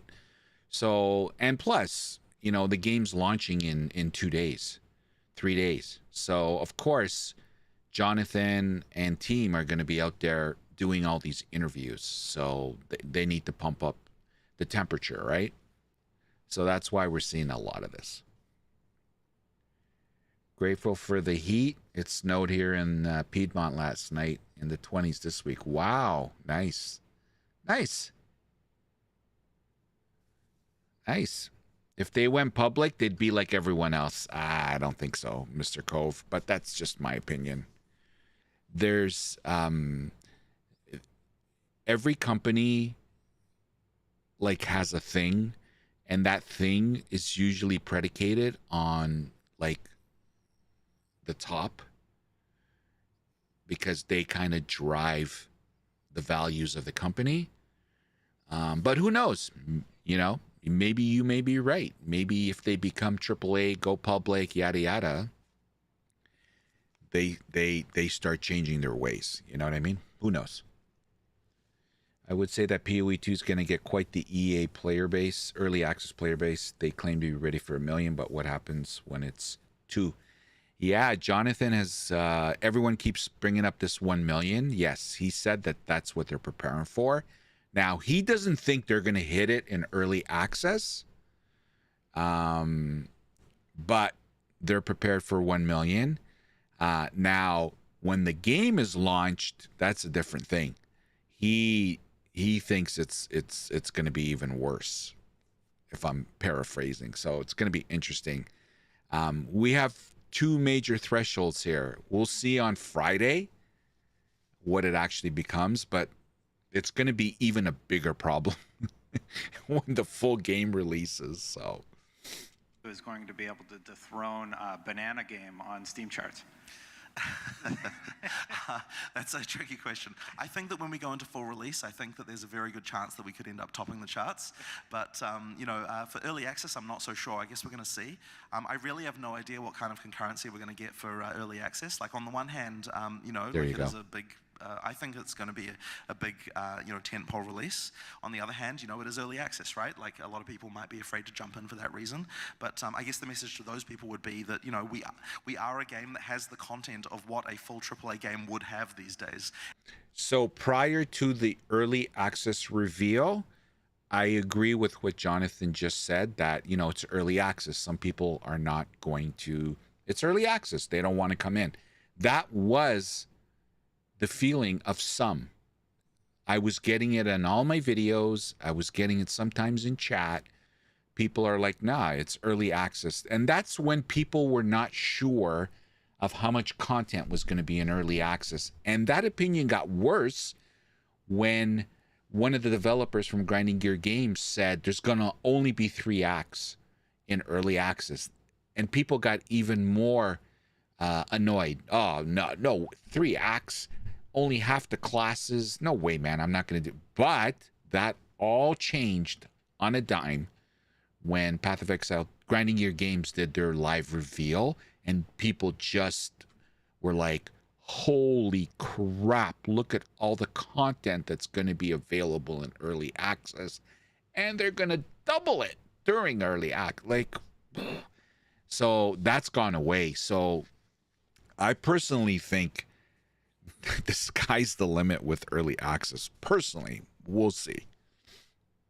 I've been seeing games sell early access to some games for over $100 just for a key alone. Yeah, $30 is a fair price. Absolutely. They could have started the supporter packs at like $100, and I would say it's worth it. You're getting a full game. Like, don't quote me here. It's just my opinion. We're getting a full game compared to some other games who won't be mentioned.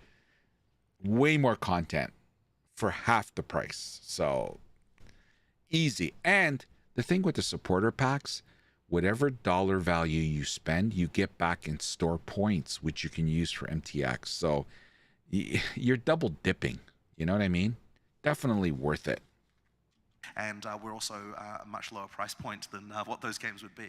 So even though it's early access, I think that the value proposition is incredibly there, and I think we should be able to see some pretty big numbers on launch of early access as well. But certainly when we get to full release, I'm sure we're going to be topping the charts. I see no reason why we wouldn't be. Confident, huh? Absolutely. Wow. Cool. Oh, well, we're certainly going to buy enough servers for that. Right. When you're making a game, what's the most important consideration a developer needs to have when crafting the experience? What needs to be top of the priority list? It's honestly a very difficult question because of the fact that a good game is the culmination of getting every little tiny detail right. And it really is that defeat in detail, I think, that makes games feel bad. And the amount of effort, it honestly takes a lot of experience to get to the point where people even know what good looks like. I think that, once again, a lot of AAA games these days are getting defeated in detail, right? Like, it's all of the little things that add together to an experience that that isn't good, rather than it being just like one big issue. Yeah, Mage and I guess a Koba. lot of people, when they're analyzing games and why He they're not usually doing well, isn't they want that to focus on, confident. This thing, You're right. This big issue is because of that big issue. But I really think that gameplay comes down to getting 1,000 small details right, and if you do that, then the experience will be good. And it's honestly, like, I think even we underestimated what it would take to ship Path of Exile 2, because like just getting all those details right and like getting all those things, like it was very easy to be overconfident, especially at first when we were marketing the game. Because making a fresh game means getting all those details right again, and getting all the like we were really overconfident about itemization. They're number 2.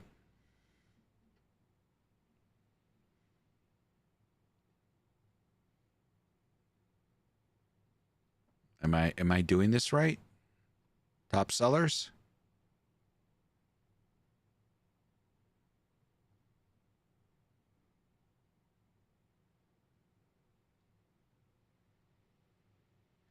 Only because Steam keeps propping up Steam Deck. Yeah, so they're number 1 then.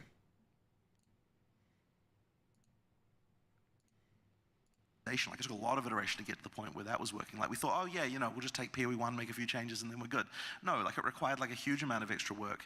Like all of those things. And like, yeah, good you point, get one MG thing Toe. wrong, and immediately Yeah. someone will have a bad experience, and they'll say that your game is bad. So it really is all those details that are required to get it done. So yeah, I honestly couldn't point to one thing. It's just like 1,000 things, but correct, and knowing what those are.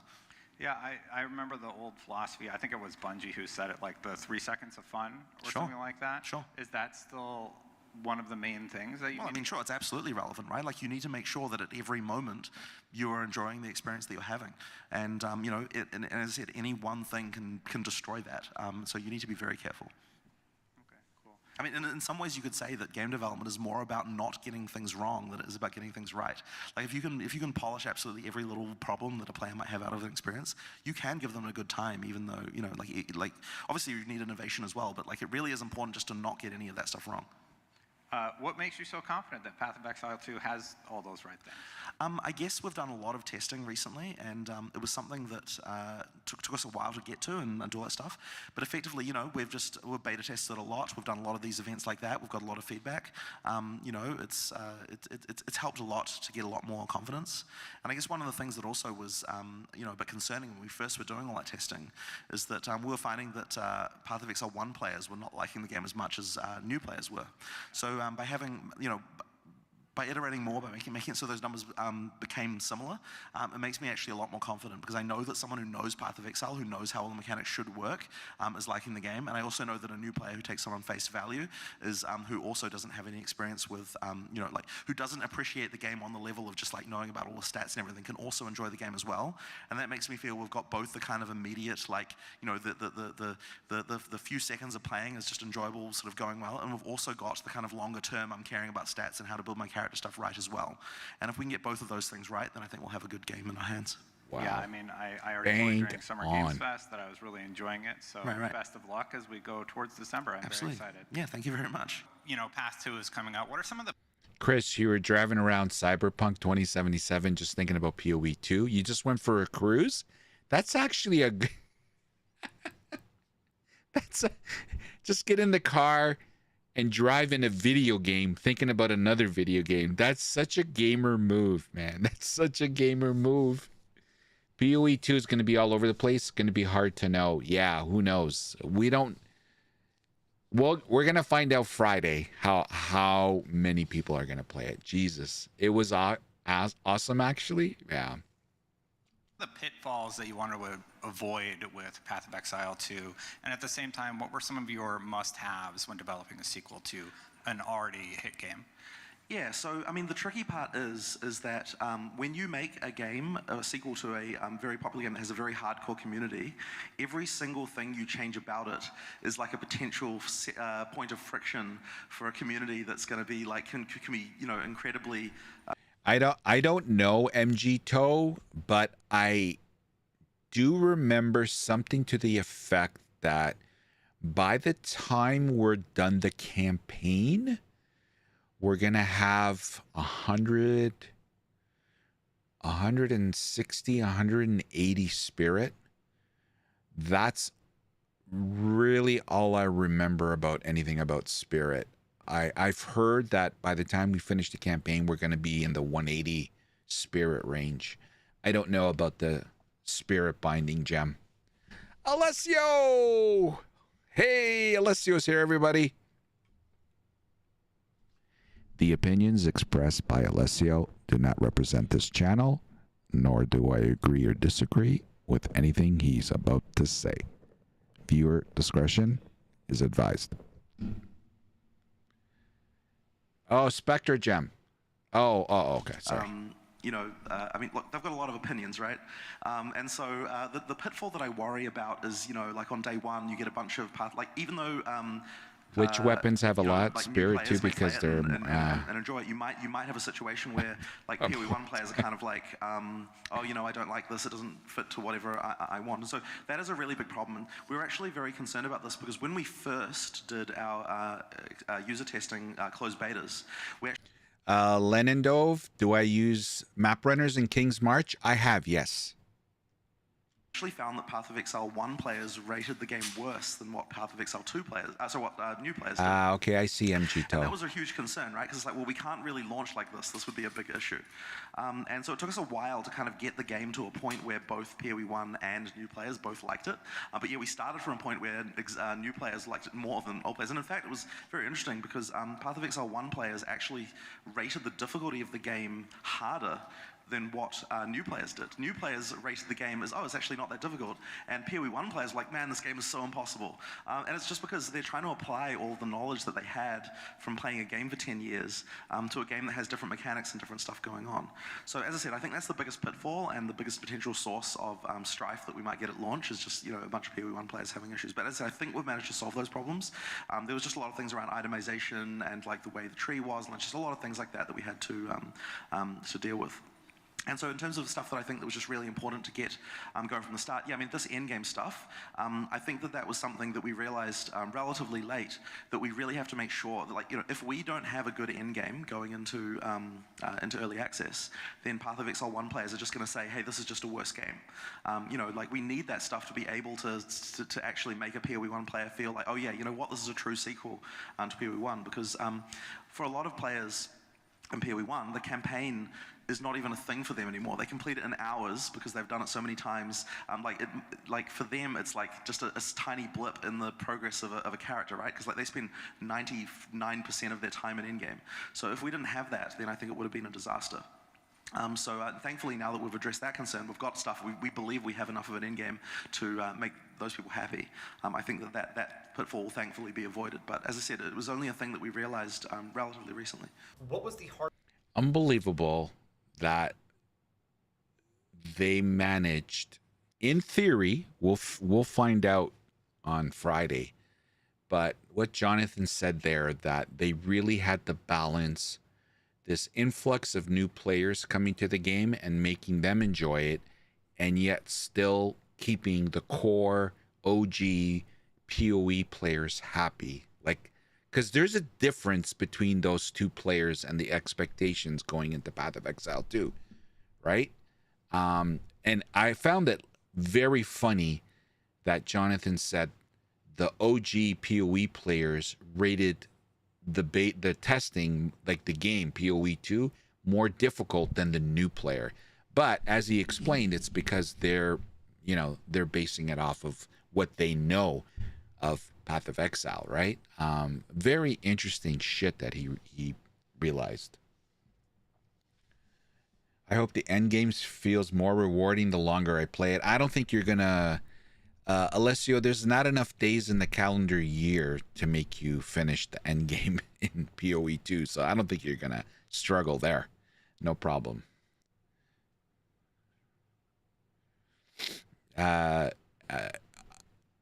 Your character is always going to get stronger, but obviously the stronger you get and the closer you get to the meta, to the ceiling, obviously the strength, the getting more powerful, the getting stronger part slows down because you're close to the ceiling. There's no infinite growth when it comes to a character.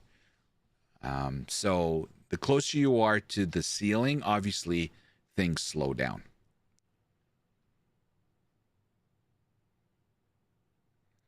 Yeah. Okay, Alessio. Remember the two characters that you have a limit on? You know, the two characters that you can't put together over and over and over and over? So you're almost at your capacity of putting those two characters together in every post. So please, we've had this conversation. Talk about Path of Exile or Path of Exile 2. I have stream titles for a reason. Hardest thing to get with couch co-op. Please and thank you. For sure. So, I mean, there's a few things. One of them is that, and this is probably the most obvious one to people, is that having to just build the UI again. We have to make 3 versions of the UI now. We've got the PC version, we've got the console version, then we've got the couch co-op version. But it ended up being really important because we found that it really just sucks to have to wait for the other player to do things. Like when we first did it, it was just, you could open a full screen menu and the other person just had to wait basically. And so then we were like, okay, well, this is hey, really what's up, Matthew? at least inventory will make it so that part will work. And then as soon as we had that, we're like, oh, but people want to be able to allocate passives separately. People want to be able to do this and that. And pretty soon we were rebuilding every single UI screen. And we haven't even finished that yet. Like right now, if you've got 2 players, you can't both shop at the same time. But we're still getting complaints about that. So now we're like, okay, now if we make the shop interface as well in couch co-op. Yeah, Matthew's right, Alessio. So for everyone's playthrough, the campaign alone is going to take you, again, this is only first playthrough.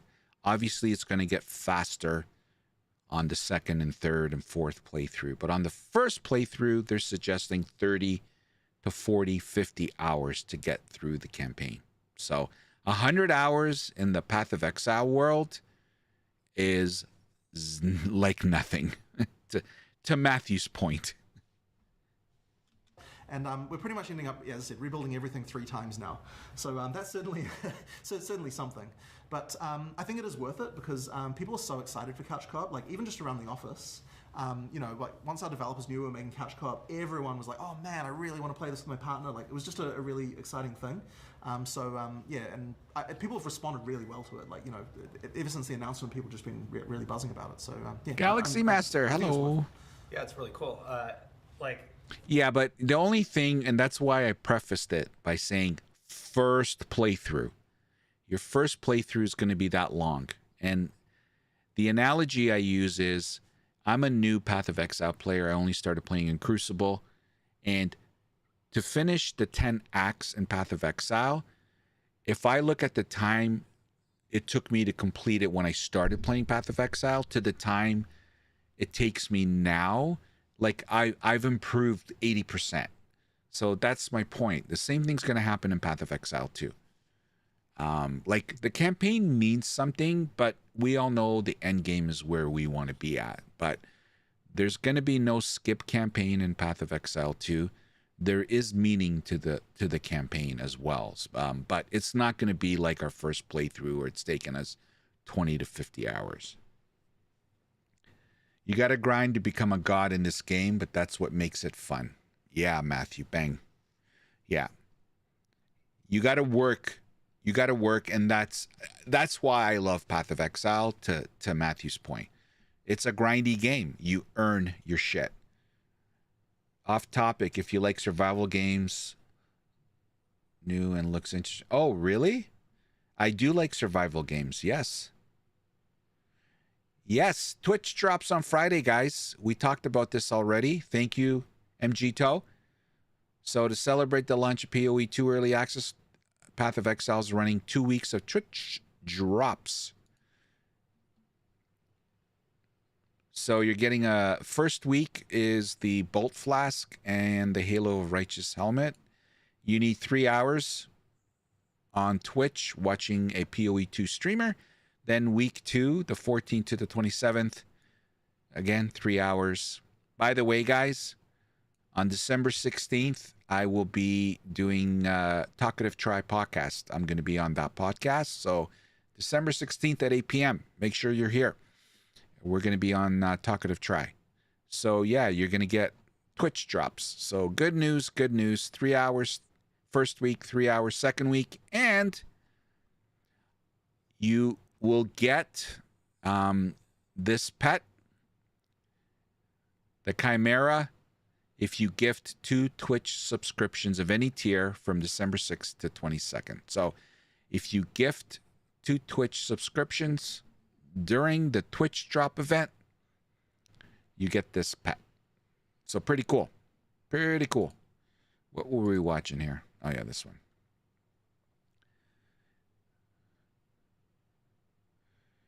POE caters to old school ARPG players. Yeah, I think POE caters to like grinders and you know, blasters. You know, they like blasting games, you know? There's got to be meat to it. It's a combination of Ark, Monster Hunter, and Horizon Zero Dawn, the survival game, I mean. Wow. I'm going to look it up.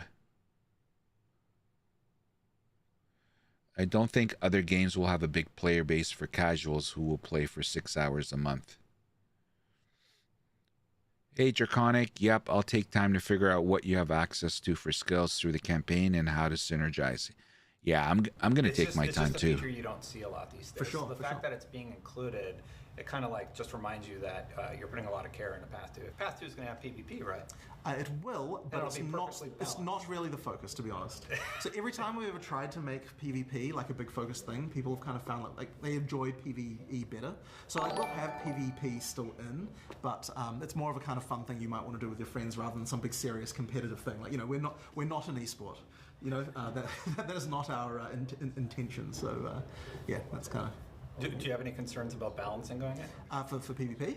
For PvE? Oh, for PvE? Oh, absolutely, right. I mean, Path of Exile is an atrocious game to balance.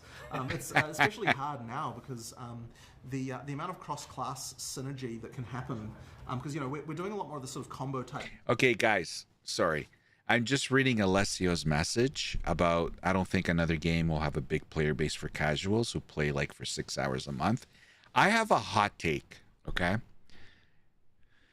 And sorry for stopping the video, okay? So I guess the argument has always been that casual players don't want to play Path of Exile for the 10,000 things that we always talk about, right? Too complicated. I don't have 1,000 hours a day to play it. I don't want spreadsheets. I don't want to go to third-party websites. It's just too complicated. I don't have the time, right? With me so far? And I agree with that. I totally agree with that. I think it's a lazy excuse, in my opinion, because I didn't live and breathe Path of Exile in the beginning, and I learned a little bit at a time, and I still have so much to learn. But you can play it casually, in my opinion, if that makes any sense. Let's see how fun the first few hours are. Yeah. Hey, KO. So my point is, that's Path of Exile. Path of Exile 2 presents a different mix. And, Your Honor, I would like to present the following evidence. Okay, now hear me out, Your Honor. Okay, so Path of Exile 2, we just heard Jonathan 10 minutes ago say when they were doing all the testing, they were struggling with, they want to satisfy the old OG Path of Exile players and also satisfy the new players that are coming into Path of Exile 2. So how are they doing that? Well, they've taken a lot of the complexity in the game that was just, why is it here, right? And they removed it, but with still keeping the complexity of the game, if that makes any sense. So my point is, these excuses or reasons, the reasons that casuals per se would turn away from Path of Exile, I feel has greatly been reduced. Therefore, it's my hot take that casuals are going to be coming to this game at a much higher rate than Path of Exile. Because I suspect everything I've read and learned and watched, it looks like, and we won't know till Friday and we play, but it looks like they've made the barrier to entry way lower, and yet still keeping what makes Path of Exile amazing. So I think casuals are going to come in droves to this game. Path of Exile 2, that is. That's my hot take.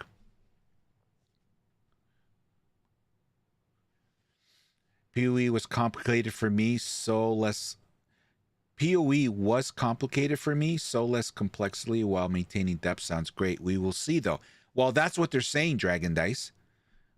I think what's ringing in new players and non-April is the references to Dark Souls.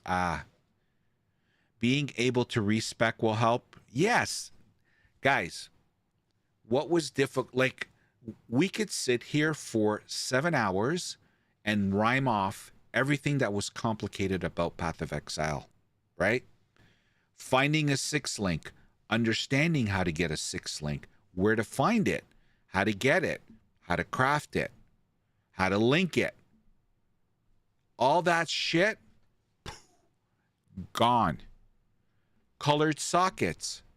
A lot of players in the beginning didn't know how support gems worked. Gone. Like the passive skill tree now has, you can inspect the node and it tells you this is your increase to damage. This is your increase to defense. Like, it shows you before you select it. Like, is that currently happening in Path of Exile right now? No. You hit the, like, you got to play the game a lot to understand the impact of your decisions in Path of Exile.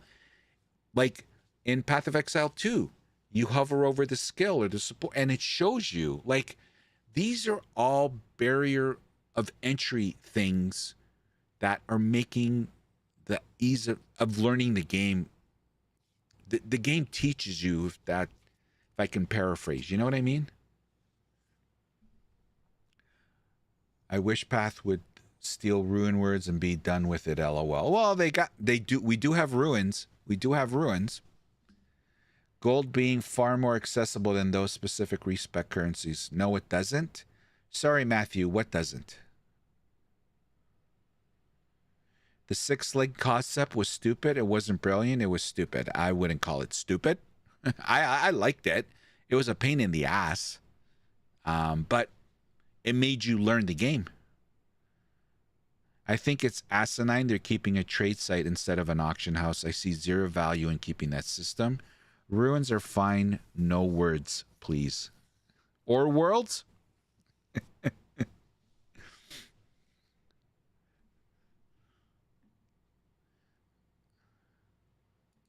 gameplay. And when we do that, we try to keyword things so that they would work across classes. So, for example, we've got something like a power charge, which is something that you can use to improve your abilities. And we try to have power charge mechanics on quite a lot of different classes. And what that means is that we've got to be... No overwrite or shattering of ruins is a bit rough. You know what, Draconic?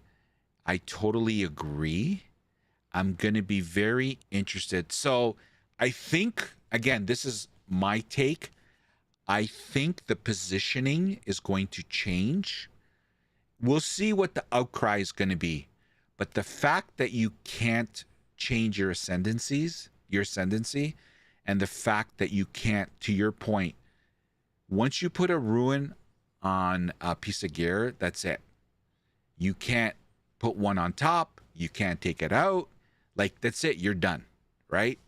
And you guys correct me if I'm wrong, but I think that's what the case is. So those two items, and there's more, it's going to be very interesting to see what the feedback's going to be and how Grinding Gear Games actually responds to it. If they bend, if they change it, we'll see.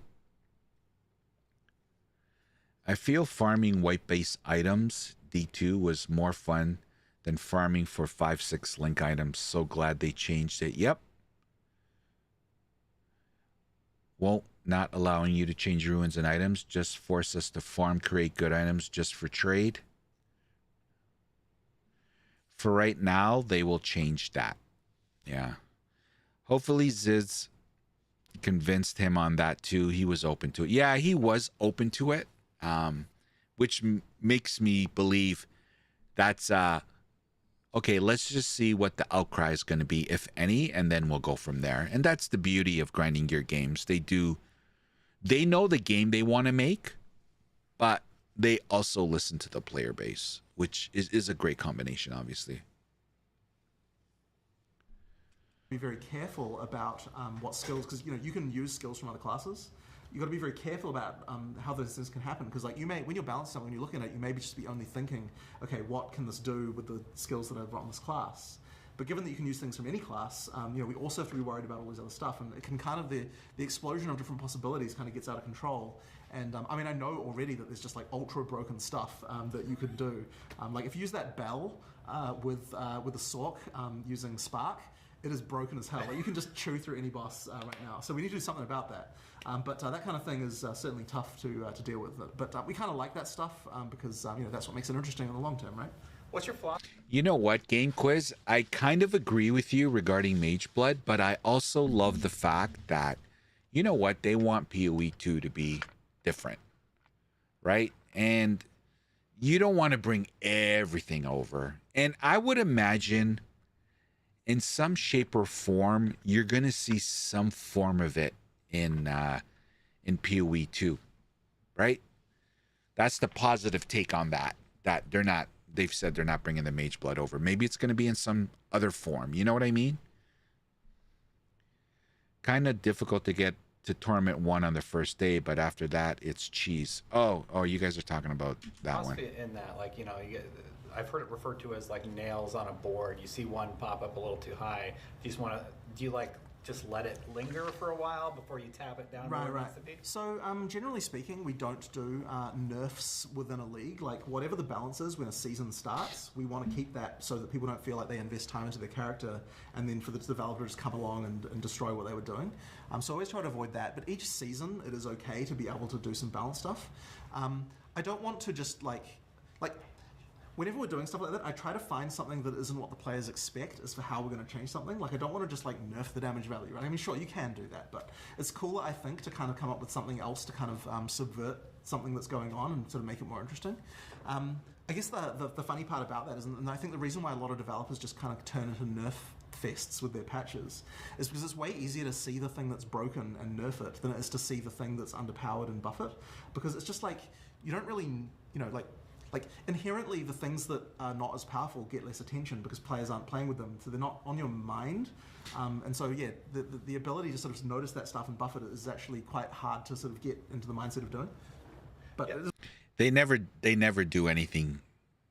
They never take the easy road to fix problems. They're always thinking about a unique way of doing it. I'd like to see new uniques. There better be. There absolutely is going to be new uniques, Matthew. They already stated that they want the uniques in Path of Exile 2 to be just to have, you know, to have mods on them, like the prefixes and suffixes, to be on uniques that aren't on other items, and that they're so good that you can make a build around it. Like, I'm paraphrasing, but something to that effect.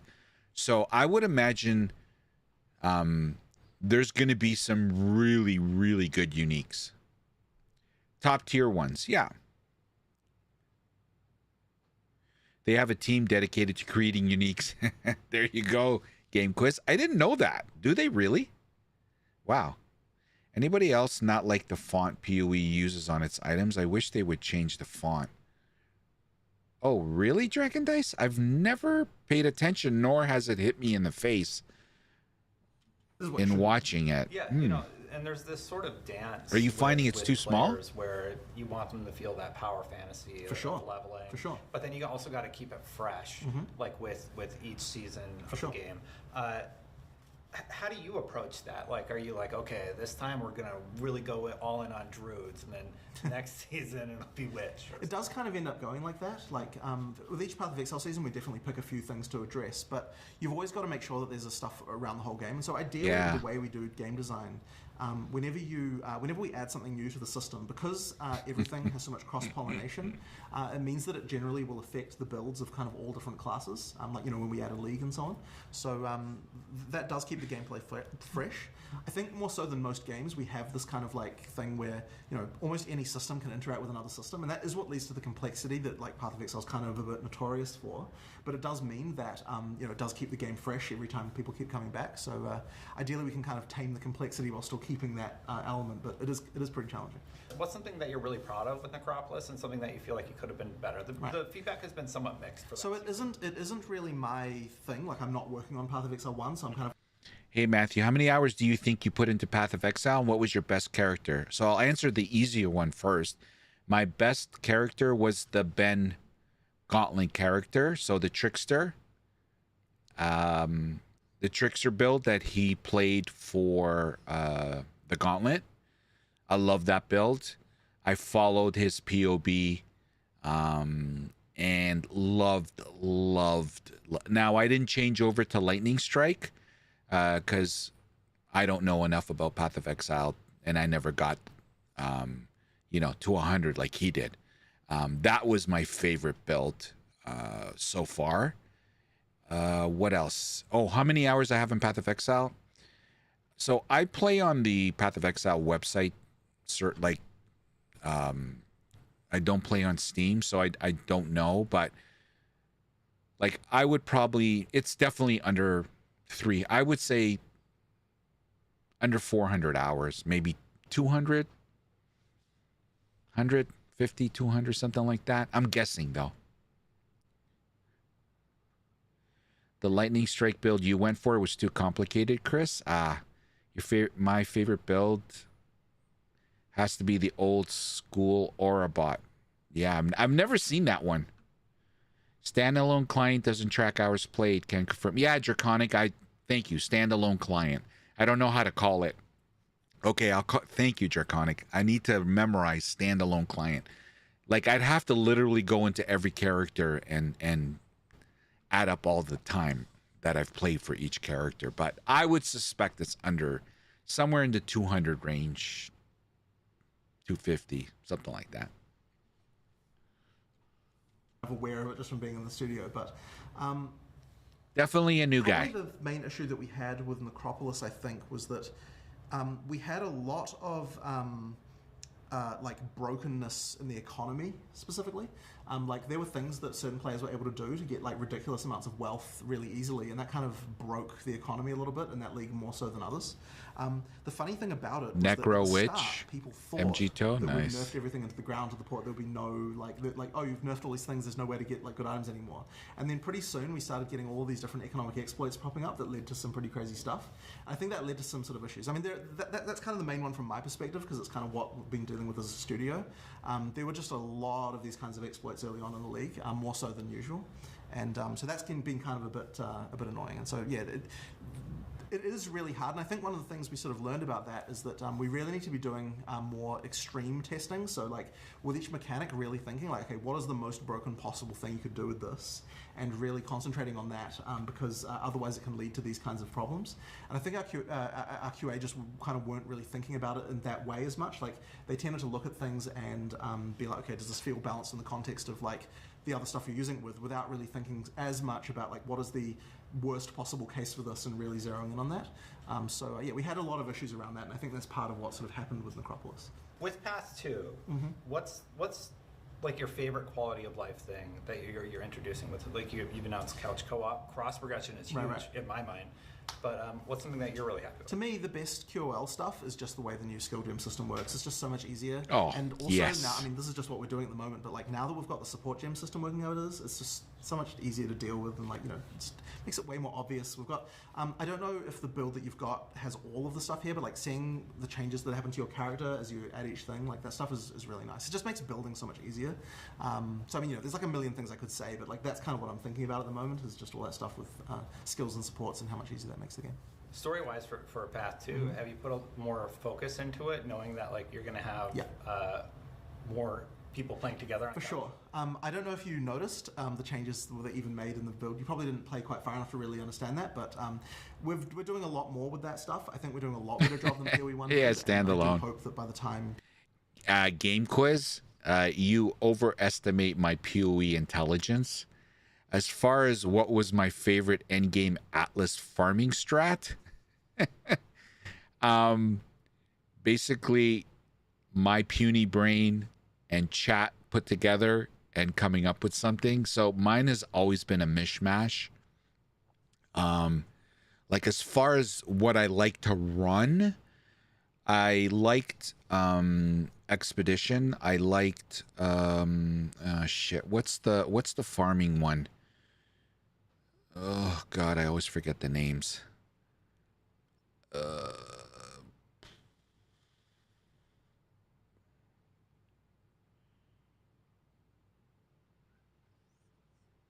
The strong box one. The time I did the strong boxes, that was a good one. I got a shit ton of stuff. Harvest. Thank you, Matthew. Harvest. I love Harvest. Obviously, to get those extra mods on your items later on. Like that's just the thing. I got to a point where I didn't get to that level where I came away with my experience and saying, okay, this is early game Atlas map strategy. You know what I mean? Like a successful one. I never got to that point. And when I do go back to Path of Exile, and we'll see how it works out in POE2, like I'm still going to be juggling with that, you know? Harvest is always a good way to make money too. Yes. Yeah. But I'll be honest with you guys. Like there was one league where I did essence and what are those modifiers on the map that look like puzzles? Oh my God, it's on the tip of my tongue. I had a shit ton of essences. I had a shit ton of those. And I didn't sell not a one. Right? So, double deli orbed, heavily expedition scarabs. Thank you, scarabs. Maps with blight encounters. There you go.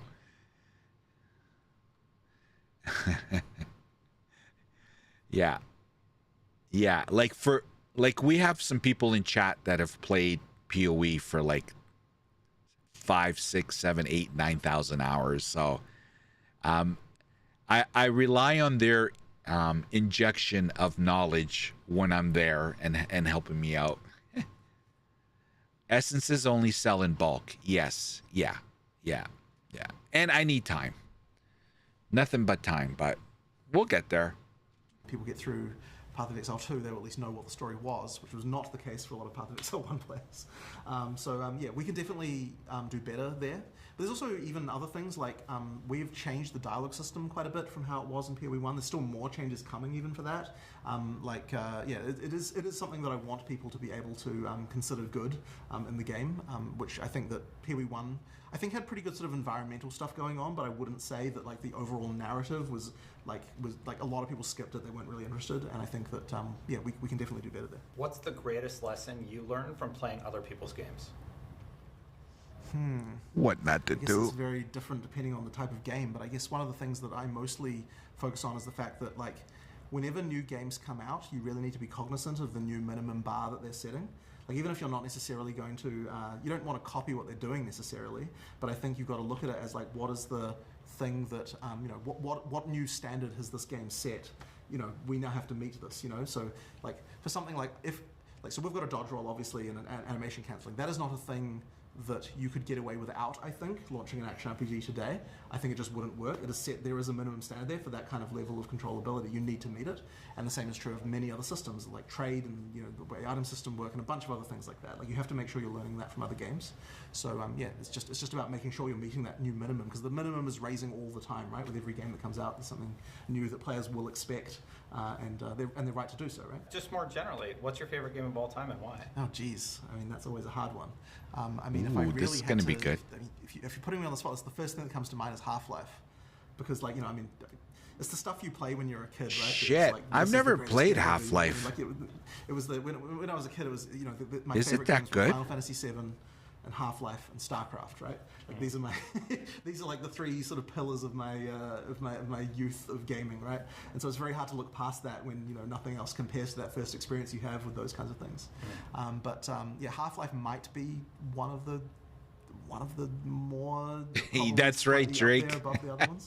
You might expect me to say Diablo, which obviously was a big deal, but honestly, when I was a kid, it was those other ones. Yeah, when I was a kid. And It's I a know great we're wrapping up game. Here, but I got the Brood War chest, and that was like my first experience of PC gaming. It was great. Nice. Okay, just real quick on this last interview. This was one of the earliest interviews I did, and my microphone was not working during it, so I did audio pickups, which may sound a little bit disjointed, but I'm basically repeating what I asked at the time. Here you go. What's the most important thing for an ARPG to get right? I don't know that I can answer just one thing, because really I'd say there's 5 major things. So the number one to me is action combat, right? Like you can't have like an MMO style combat, it needs to be action focused. Another one is random item generation. The random items are super important, you need to get that right. Very few games actually do. The next one is random levels, ultra important, because if you want a game to last for a long period of time, you have to have level randomization. Once again, something that a lot of modern games aren't really doing these days. Another one is secure online economy. So effectively, you have to have a secure item system. If you don't have the ability to trade items between players, Do you think there will be a dedicated tab for ruins? That's a good question, Draconic. What was my 5th pillar? What I don't know. Here? That's right. Character customization. You have to have the ability to have a large amount of character customization so that if you're playing the game over and over again, you're going to have a lot of different ways to play. It's going to be a different experience every time. So to me, those are the 5. That's how you make an action RPG right there. We've said this at GDC talks before, and yet still action RPGs come out, and they don't have one of those. And I'm kind of like, we're giving you the secret sauce, guys. Like, that's how you do it. Wow. To me. Do I have any concerns for POE2? My biggest concern right now, Game Quiz, is the servers on Friday. That's like my immediate concern. As far as the game itself,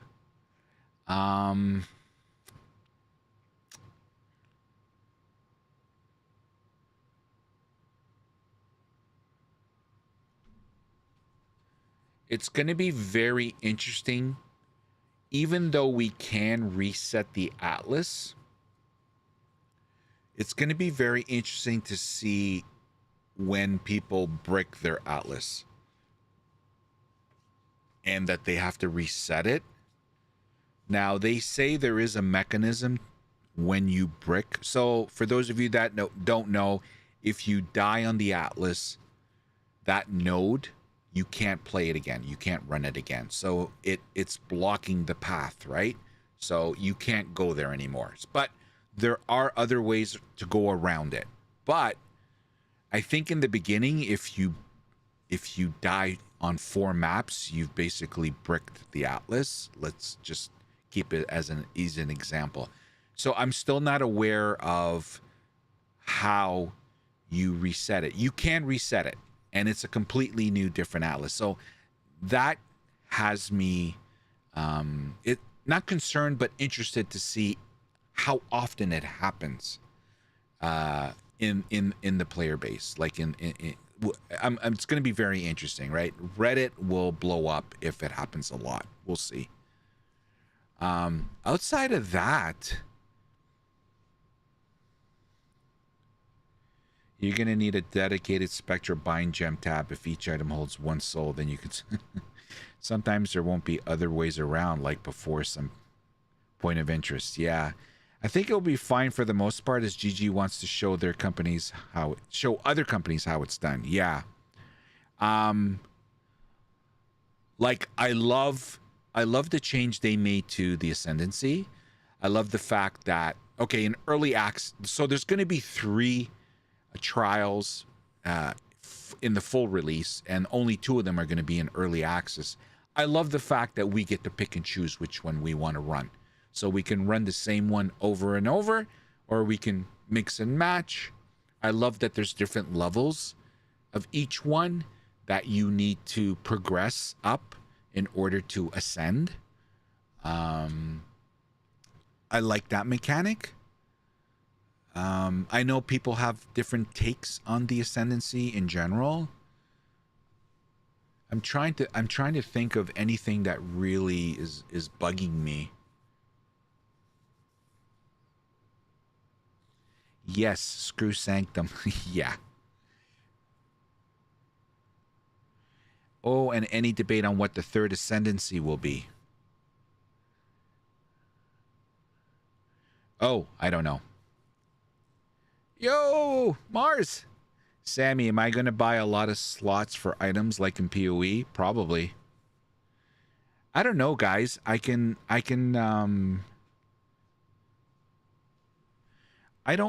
know if it's in the book. Hold on a sec.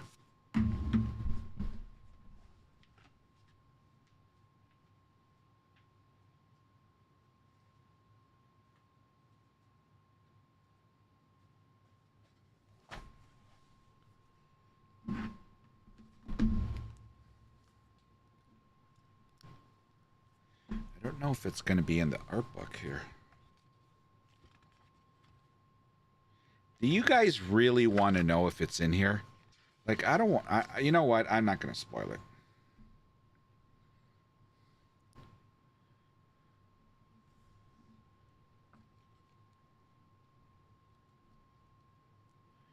You think it would be in here? All the classes are in here. I'm not going to tell you. Guys, I'm not going to spoil shit. Sorry. I'm not going to be that guy.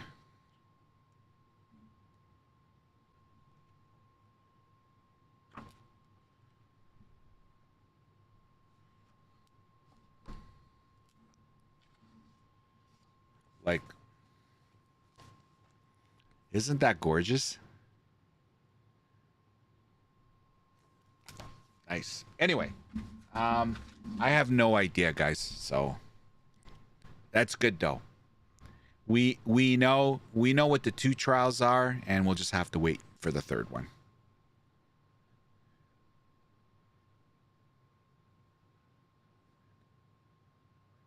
A witch with no real pet-based ascendancy seems weird. It's Deckard Cain going to be making a cameo in this game. Okay. Jonathan said he did not want minions to be locked down to just one ascendancy. Also thought it weird that they demonstrated Druid yet not Druid for EA. Yeah, but MG Toe, it's already been confirmed. The next 2 classes that are gonna be introduced in early access, not on December 6th, but at some point in early access, is going to be the Druid and the Huntress. So we already know that the Druid and the Huntress are the next 2 up the bat in early access that they're going to introduce.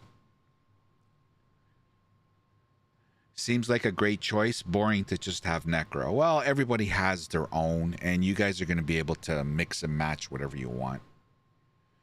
Early access could be quite a while. Yep.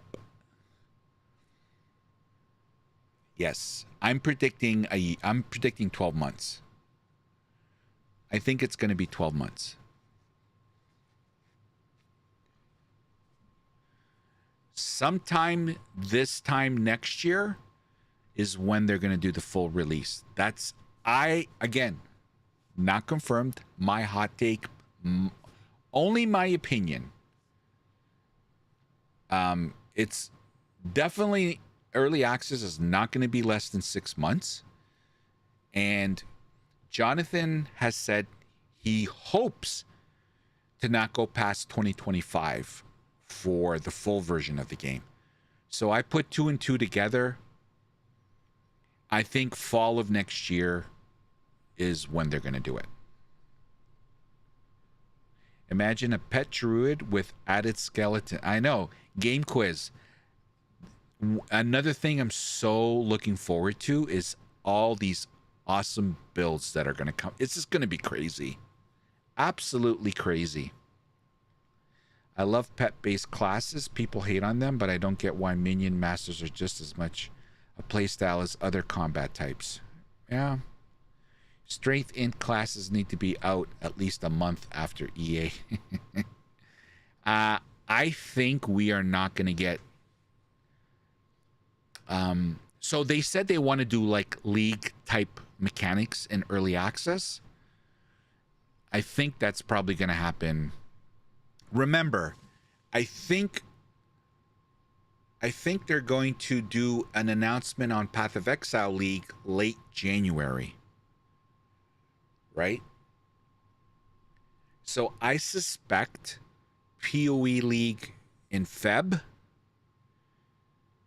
and the first league in early access March. Again, I'm just spitballing, who the hell knows, just off the top of my head kind of thing. What character am I going to start? Matthew, I will be announcing it on Thursday's stream.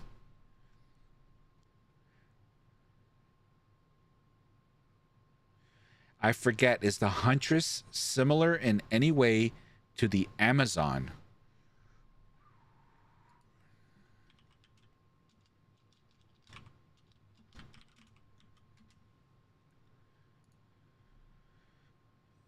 Oh, no, that's not what I wanted. No. What?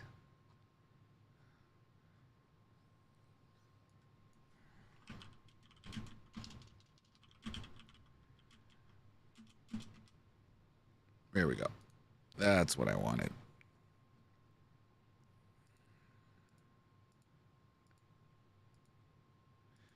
Oh, shit. It's not going to be here.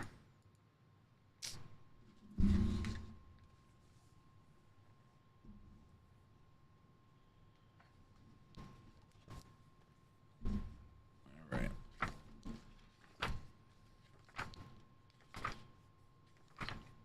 The witch.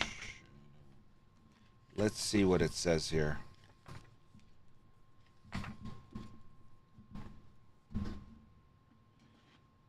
The Huntress. Oh, shit. Sorry, guys. The Huntress picked up a virtue gem in defense of her people, and the spirit that guides the Asmiri severed contact with her. She was then banished for what she had done. However, she still believes in the choice she made. That's it. That's all I got.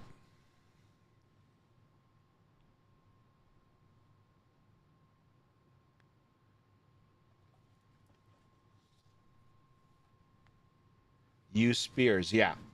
Yeah, like an Amazon, I think.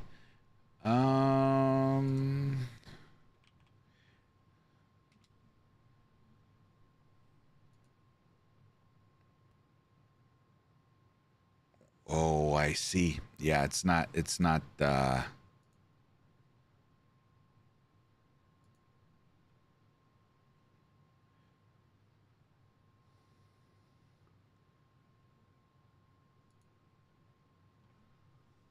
Yeah, spears.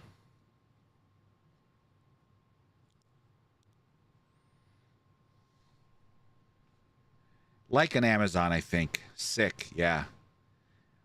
Huntress gets a mount, right? No. No, so the... Ooh, shit. So, what's the name of that? What's the name of that pet that we saw in the Ranger gameplay? The Roa? Roa? So, every class can ride the Roa. Every class. It's not going to build up your speed. It's not going to give you... it's not going to make you faster riding it. But the only difference is the Ranger has an advantage in the sense when it's riding the Roa, it will be able to shoot and fire its arrows without slowing down the Roa, if that makes any sense. But every class can ride the Roa. Yeah, thank you, Chris. The Ranger doesn't get mount speed penalty. Thank you for that, yeah.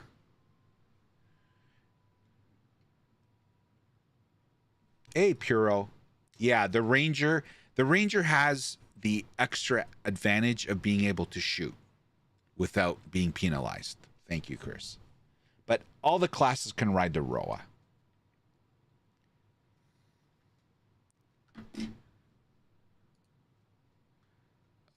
No, not that. What were we watching? Yeah, we were watching this. Yeah, I think Jonathan went out of his way to say that they didn't want mounts to become an avenue for players to, they didn't want it to, and I'm paraphrasing, okay? So don't quote me, but he didn't want mounts to be become a meta, And you definitely aren't going faster. It's not going to give you, you get on the Roa and your movement speed is better. That's not the case. The only difference, like I said, is the Ranger, that it's able to shoot. I mean, that's an action RPG right there. Is it inspiring to see so many successful ARPGs on the market right now? Oh, and by the way, regarding the Roa, if you were to get knocked off the Roa, you need to be prepared because there is there's an animation delay in you getting up, which you can get hit. So you need to be cognizant of that if memory serves me correct. Sammy, you want to buy the cheetah mount? Hell no.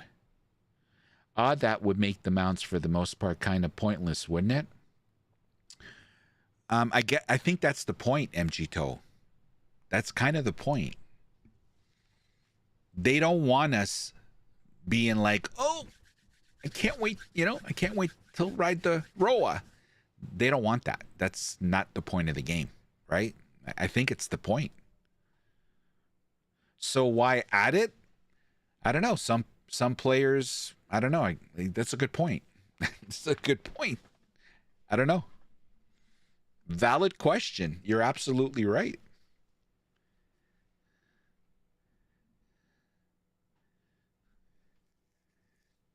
Is it two different types of classes, bow and spear? I stand alone. Sorry, I missed your question. I want Druid gameplay. It's so good. Yeah, the Druid I think is going to be very popular. So they can make MTX for that's a good point, Game Quiz. That's a really good point. Yeah. I think it is good because a rising tide lifts all boats, and especially with the kind of seasonal model that action RPGs do best with, there's room for people to play more than one action RPG at a time. But the big thing to me that I found is that when very good point, MG Toe, but you got to remember, right? So dodge roll has been added to the game, and they want us. I don't know. Again, I might be way off here, but maybe they saw people using it as a way to dodge mechanics, if that makes any sense. I haven't given it much thought, but off the top of my head, that's what came out. But yeah, you're right. Why bring it in there if there's no movement speed advantage, and really only the Ranger's getting a little bit of a advantage, if you want to call it that. Because when shooting with a bow, your speed is 50% slower, but with the mount, it stays 100. Mounts and pets, etc. Huge MTX sellers. Yeah. Who knows, guys? Like, when we get in the game, this is, give your feedback. Who knows? Maybe this will surface with the player base and say, we'll get to see people that are playing the Ranger and riding the Roa and not having their bow speed reduced. Maybe it'll be a gripe. Who knows? We'll see. This is the point, right? It's early access. Sammy, can you play POE2 now? Thanks. Yeah, sure. Hold on a second. Right after this, Mars. New games come out like that, they kind of set a new minimum standard, and we have to make sure we're meeting that standard. Like, if they have features that players now expect, that means that we have to make sure we're adapting to what that new minimum is. So that makes it challenging, right? Like, there are things we could have gotten away with before Last Epoch comes out, and then Last Epoch comes out, they have a few things going on that have once again raised a minimum standard. We now have to meet that standard as well. We have to care about that. So that kind of thing, it matters a lot, and as I said, we have to pay attention. Can you give me an example? Competition is good. Of something someone else is doing that you really like? Right. Ooh. So a really good example of this is the trade stuff they have in Last Epoch, where that isn't to say that we want to copy what... How many times has he said Last Epoch, guys? How many times has he said the game we're not going to mention? Do we need to download a standalone client for POE2, or can we get it from Steam? You can do it from Steam. You can do it from Epic Game Store. You can do it from the standalone client. You can do it from Xbox. You can do it from PlayStation. It's available on all PC and consoles.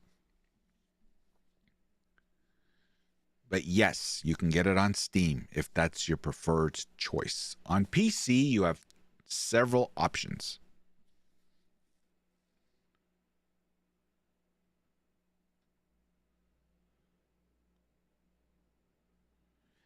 No, Game Quiz. They announced that Thursday at 5 p.m. Don't quote me on the time. I'm not 100% sure. I'd have to look it up. But Thursday. There you go, Matt. Yeah, thank you, Matthew. You can download it on Thursday. Yeah, I don't know the exact time. I think it's like end of day, kind of. Just watch out for it or look it up. Yeah, no worries. No worries. Like Xbox has already done it. They've downloaded it. For those of you that have Xbox, you can download it already, apparently. I don't know about PlayStation, but I know PC's tomorrow. Thursday. I wish it was tomorrow.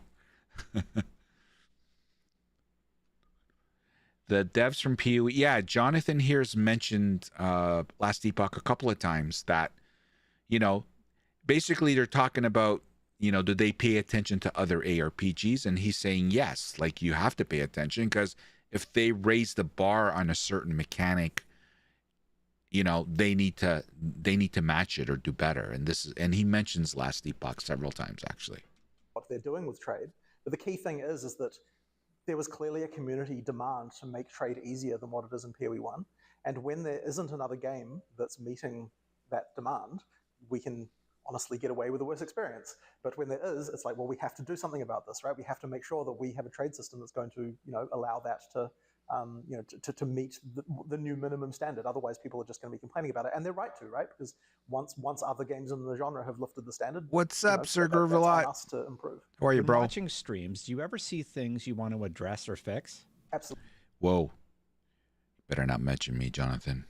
Absolutely. I mean, the only way that we're going to improve is doing that stuff, and it's honestly just watching the people who are playing here. The number of issues they ran into and be like, oh, God damn it, like we really should have done something about that. It's painful, but you have to do it. Like the user testing, seeing what people actually do is super important. Does Path of Exile 2 feel vastly different from Path of Exile? Well, I would definitely say so. To me, just the way combat feels is just vastly different than before.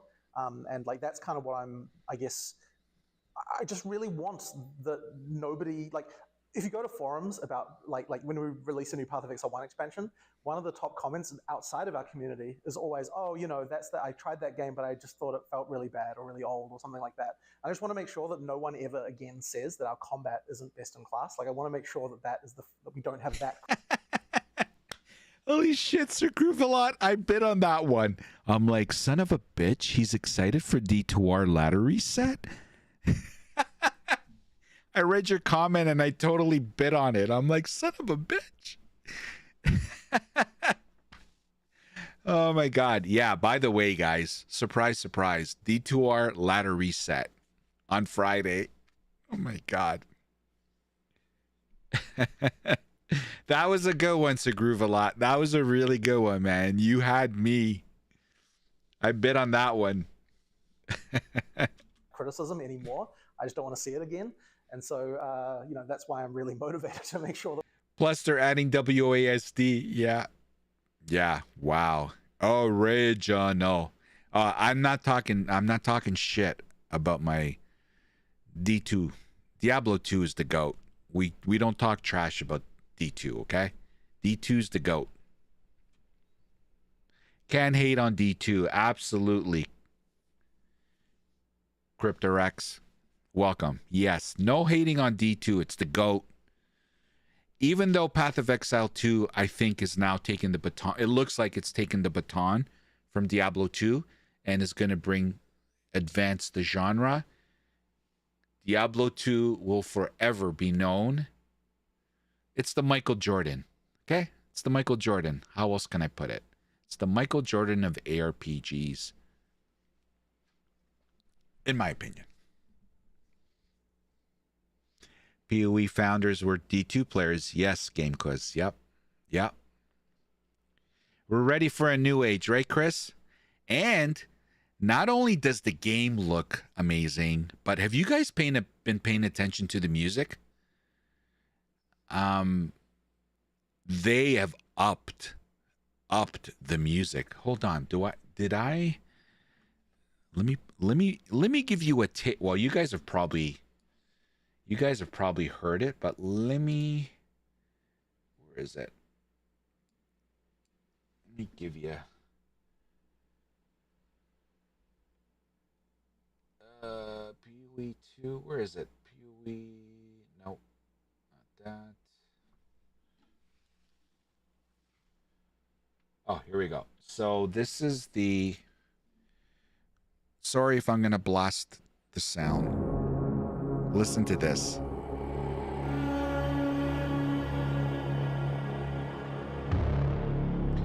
Yes, I am. Hey, Hem. Hey, Demon. I'm gonna have a guild, guys. Just join our Discord.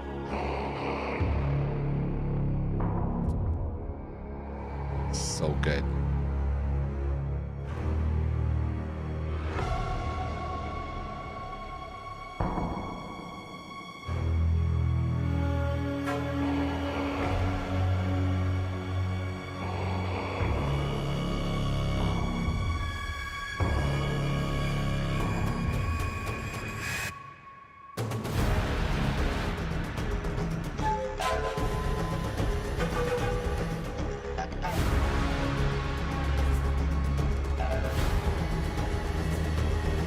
So good.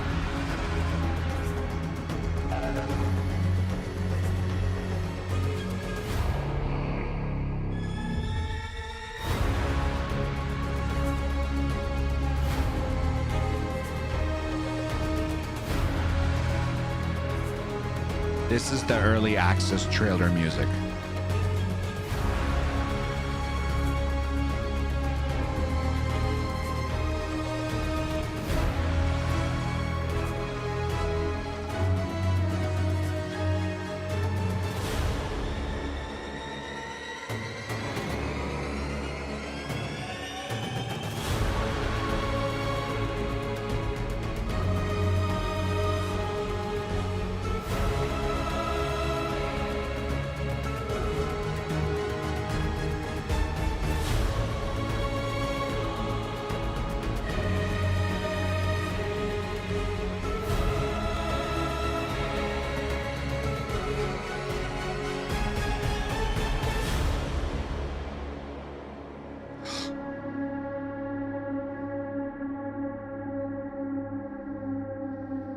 so fucking good.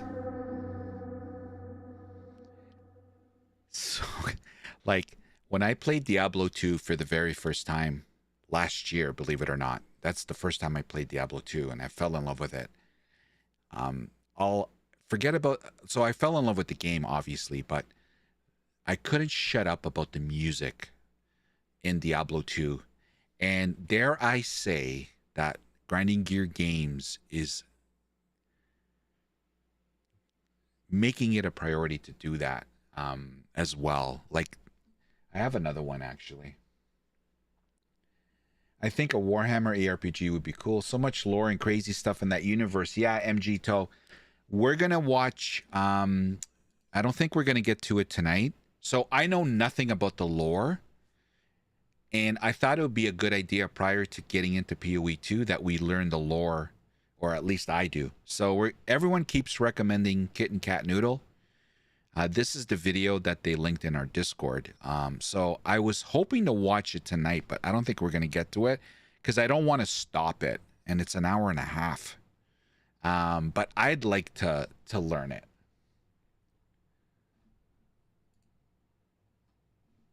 Okay, where's the other one here?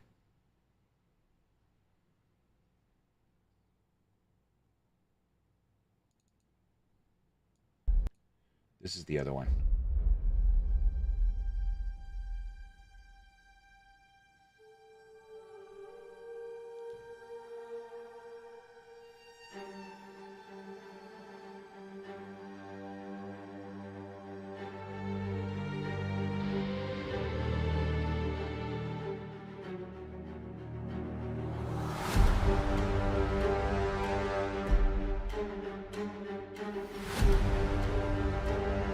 That's only Act 1. There's a lot video. Yeah. Thank you, Henrietta.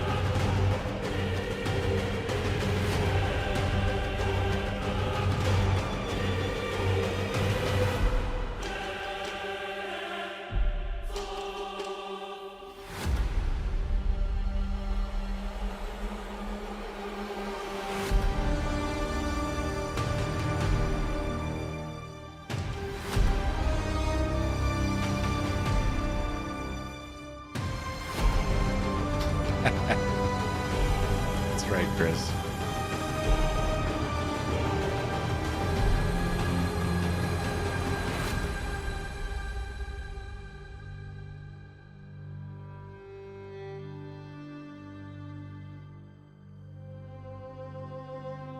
Why would I kick you, Mars? Unless you're being a douche to everybody. I'm Canadian. It takes a lot to piss me off.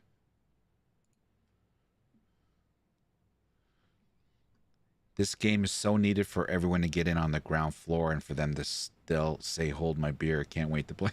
Yeah. Anyway, guys, I actually got the second one I got from, I don't know who from Grinding Gear Games. They tweeted it, actually. They're going out of their way to promote the music and stuff, which is great.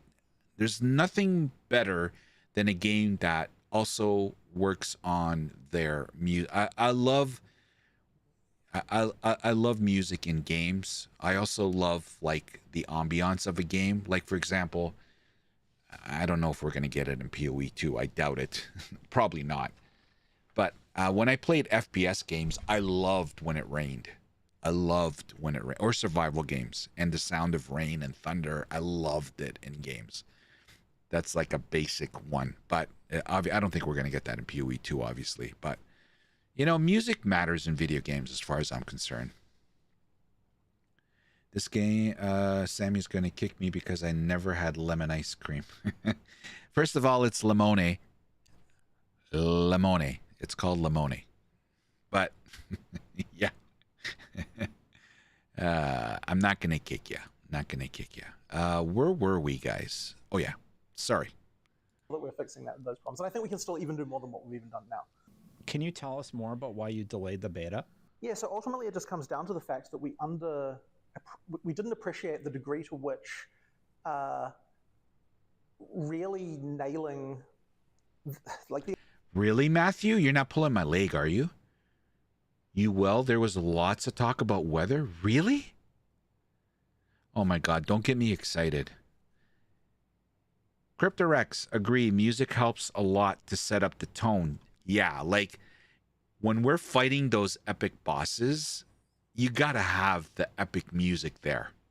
You have to. And there's rain in one zone for sure. Oh my god.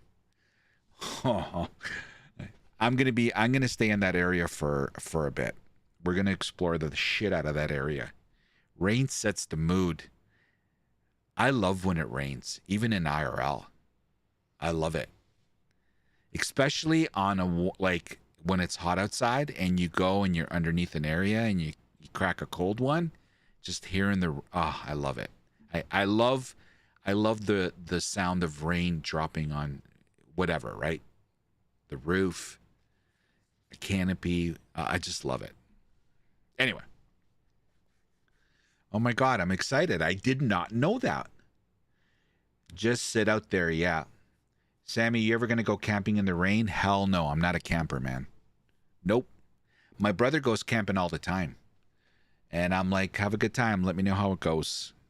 If it involves a hotel, I'm there. If not, see ya.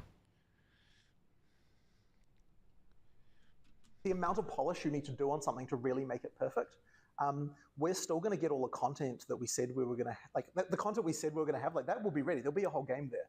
It's just that like the level of polish. So when we actually went and we're like, okay, we're preparing for this demo here, and we're going to get Act 1 and 2 flawless. We're going to get it perfect.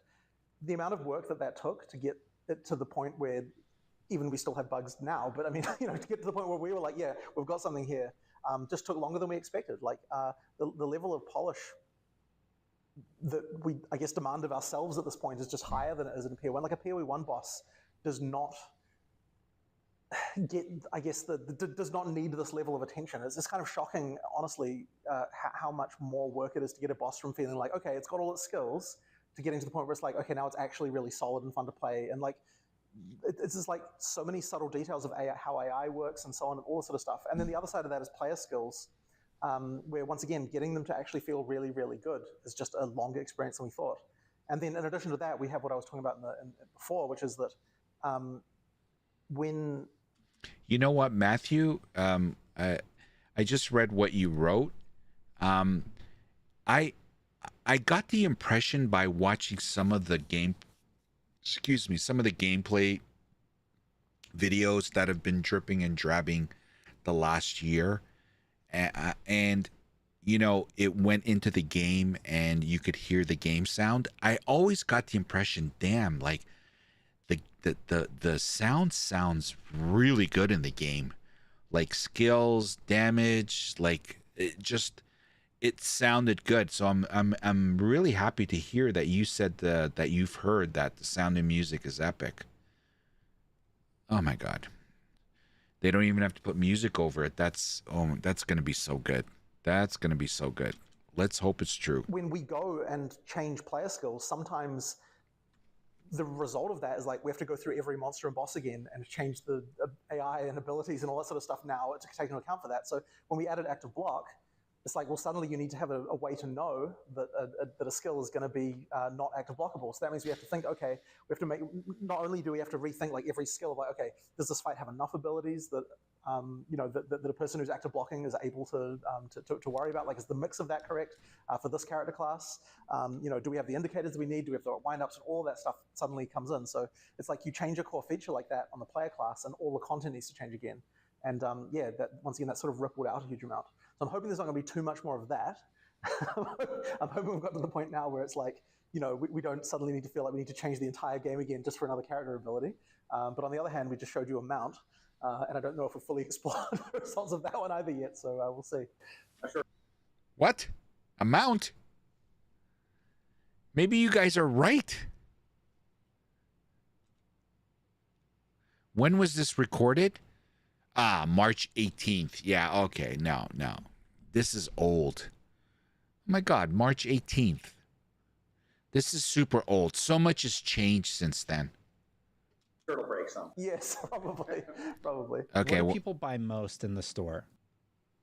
So armor sets are big, you know, like something just to look cool that way. But recently we've been trying a lot more. I mean, stash tabs is a thing, which is one of those things that's kind of on the borderline, but is you know, a reasonable amount. But then the other one, recently we've been doing a lot more things that involve like. Okay, we're gonna stop watching that, guys. This is from March. And a lot of shit has changed.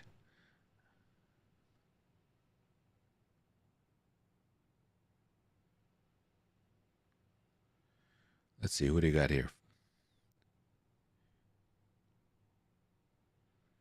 If only every game had a Chris and Jonathan, yeah.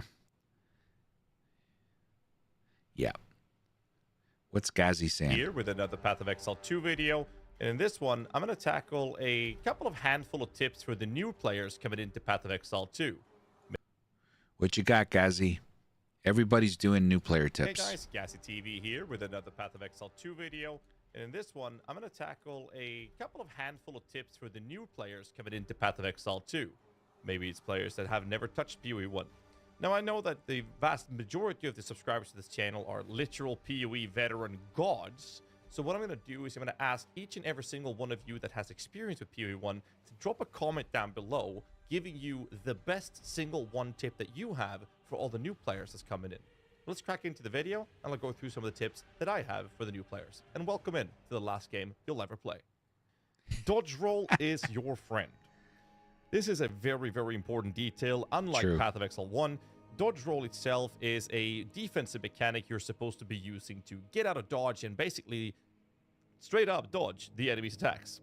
What's very important to point out here is that the dodge roll itself does not have any iframes where you are rendered immune to any sorts of damage. There is also abilities in the game that are actually unavoidable with a dodge roll, and we don't really know which ones the abilities are going to be having this feature, so we'll have to see that as we play. So the way you want to use the dodge roll you're and how you have to Ranger. think about it is a couple of very important factors. First off, enemy bosses or harder enemy abilities from rare targets and uniques, they have very, very well telegraphed abilities. They will wind up their attack and smack down with a big hit, or they have maybe an area that they're about to shoot a big projectile at. All of these things will allow you to have a much easier way to discover and see these things so that you can then move out of the way from these hits being hitting you. However, a couple of features around the dodge roll. One, it does not have any phasing. What that means is that you are actually unable to roll through enemy targets. So don't get surrounded. They took phasing out, guys. You're basically you guys done know that for, probably. because enemies will completely annihilate you. So avoid getting stuck. And also, the dodge roll itself cannot avoid AoE attacks and or ground effects. So let's say that a boss, for example, is smacking his hammer down on the ground and it generates this cascade of explosions in a big radius. You cannot avoid that damage by rolling through it. For now. That will hit you. Whether or not you're rolling or not, it does not matter. Those type of abilities, you simply have to run out of. This is where movement speed modifiers on boots becomes a very, very effective defensive mechanic. However, if the same target is swinging his big weapon around and he's about to hit you, that ability or that skill, you can dodge with a dodge roll. So again, dodge roll will allow you to dodge incoming attacks and also spell hits as long as they are not a ground effect or an area of effects. Yeah, that sounded weird, but you can dodge those at least. Moving over to the second part of this video, it's equipment upgrades. POE2 puts a lot of emphasis on finding upgrades on the ground and also provides a lot more crafting materials compared to POE1. This allows players to use orbs such as the Transmutation Orb. This allows you to make a white or normal item into a magic item. And a magic item can have 1 or 2 modifiers. If a magic item only has 1 modifier, you can use an Augmentation Orb, adding another Great change. I love this change. modifier to a magic item. And after this, NYC, you've capped out a magic what's item. up? Other I'm doing crafting good, man. How you materials doing? that can be effective and be used early game comes in the form of, say, Yo, Regal DVS. Orb. Sorry, This man. turns How a are ya? magical item into a rare Welcome. item. A rare item can have up to 6 modifiers, and you can add more modifiers to this item by using the Exalted Orbs, which is seemingly very commonly dropped in Path of Exile 2 and also confirmed by Jonathan in various interviews of the past Awesome, weeks. bro. The important piece of information to pick up on this topic is in fact that equipment upgrades is extremely important for the general power of your character's efficiency. This can be seen in the Just general popping around playthroughs from a smaller bunch of streamers us saying what's content up. creators out Awesome, there. man. And Welcome. one of the ones I'm going to mention in this is actually Subtractum's Sorcerer video, where he drops on the very first target an extremely powerful staff. Yeah. This staff basically made him do so much damage that he was walking through a lot of the content in the early stage of the campaign. And this just NYC, no, I'm gonna announce my class on Thursday. I don't know why, but it started. Everyone was bugging me about it, and I'm like, oh, I don't know. I started with I don't know, I haven't decided. I don't want to commit to it, and then it just turned into okay, I'm just screwing around with chat now. So now it's like okay, Thursday. I'm gonna announce it Thursday. just puts another emphasis and confirmation in the Did I get my supporters pack yet? Absolutely. This is part of it. That should tell you which one I got. importance of equipment upgrades as you're playing. The next topic is going to be skill gems and support gems. As you progress, you'll find yourself getting uncut skill gems and uncut support gems. Now you can always follow a guide. I myself post a lot of guides for a variety. I already got everything from the supporter pack. Like, I got my hoodie, I got my t-shirt, I got the book. I got everything already. You just ordered yours last night. How quick did your book and hoodie come? I would give it 4 or 5 days. Of ARPG games, mostly for POE, which will be found on Icy Veins later on, and this will help you navigate the vast amount of options. However, for the early access, this is actually going to be impossible, so we don't have enough information available to create proper guides for people to follow. Because of this, you're basically going to have to play early access like everyone else, and just explore it and find your way through this insanely difficult jungle of options. So what you should think about in the early days of the early access launch is essentially the game itself providing you a very straightforward and also easy way to help newer players make functional. Len and Dove, like when we're all in POE2, you're just going to have to send me a friend request. I'm assuming it's going to work the same way it worked in Path of Exile. So you're going to send me a friend request, and then I'll send you a guild invite, and that's it. But I want everyone... I'm not going to force you, but if you want to be part of the guild, I would want you to join our Discord because, oh my God, hopefully I get to it, but I want to organize. Right now, all we have is a POE2 channel. I want to break that down even further to another couple other categories. I just haven't had time, but I would prefer everyone to be in the Discord. This way we can, talk about shit in there and not tie up chat with it. But it's basically going to be done once we're in the game. It's very easy. And good choices by having a list of recommended skills for your class.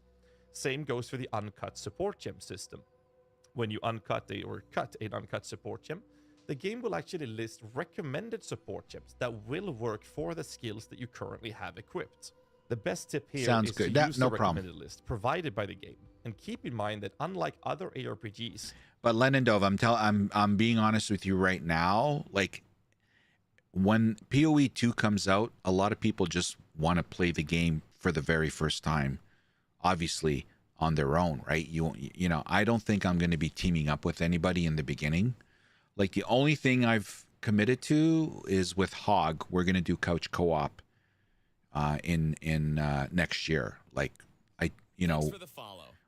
we agreed we would do couch co-op next year, but on the asterisks that we understand we're going to want to do the first playthrough and do all that shit first. So I don't want people to think, on Friday, we're going to be doing guild group stuff right away, but that is coming.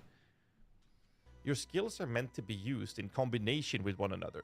A good example would be how a firewall can be placed on the ground. Thank you, Chaos. And if you then shoot a Thank you for projectile the follow, man. through this firewall, such as, say, Spark, it makes those projectiles deal added fire damage.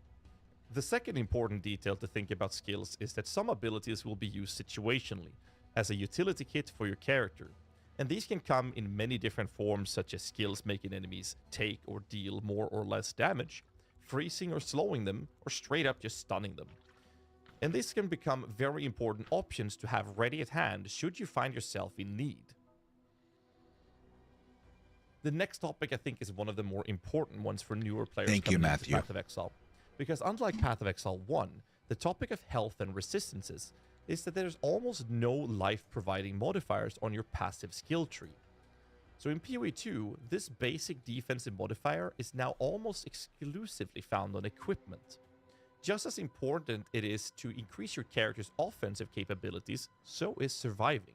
Finding or crafting equipment that has a life modifier is the most effective way to increasing your survival, but so is resistances in the later stages of the campaign. Other modifiers are just as important that fulfills the same results, such as having increased movement speed on your boots as mentioned earlier, as this will make you not just clear areas faster for your offensive clearing approach, but get out of harm's way easier to fulfill the defensive benefit of moving faster. Movement speed's going to be big. Same goes for skills that stun, freeze, or slow enemies to help you with general survivability. So health and resistances should not be scoffed at and should be something you keep in mind as you're playing. Oof, look at the damage. The last tip I have for you guys is going to be covering the topic of bosses. In Path of Exile 2, there will be about 50 bosses, and when the game launches, there will be 100 bosses and more when you're playing the game. You'll find yourself engaging a lot of these during the campaign with an absurd amount of different bosses, as mentioned. Most of these will drop passive permanent buffs to your character, ranging from increasing the maximum amount of spirit for your character, all the way to having passively give you extra resistances, which, as mentioned earlier, will be a very effective way to increasing your survivability. This obviously makes it very beneficial to hunt all of these down, and they should have a clear marker on the in-game map where to find them and what they provide to help you navigate this feature of the game. We've also got confirmed that these specific passive buffs will be found on... What, Sir Groovalot? It's been confirmed that you can respec ascendancy points also? How was that announced, Sir Groovalot? Holy shit, so it's already happened. We don't even need to get to early access. Yeah, I don't think that was ever going to stick. Oh, you're asking. Holy shit. No, it has not. No, it has not. No, they're going to take a look at it. I don't think it's going to stick, guys. I think that's going to change, but we don't know yet. Oh, no. Okay, sorry. Okay, thank you, Sir Groovalot. No, we don't know yet. No. But Jonathan did say in the Zizaran interview that he would, take a look at it.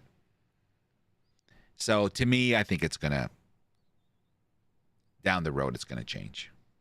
These bosses in the end game. In my opinion, we don't know yet though. To farm all of them in the campaign. However, some of these bosses can be very tough to handle depending on your character's level and equipment. So do keep in mind that if you find yourself struggling to defeat a boss, you can always backtrack and farm previous areas to level up or find better gear and then give it another try at a later stage. By the way, guys, regarding the bosses, I was under this impression too, but I've recently learned that, you know how we have one life and there's no cheesing the boss kind of thing, right? There is going to be there is a mechanic.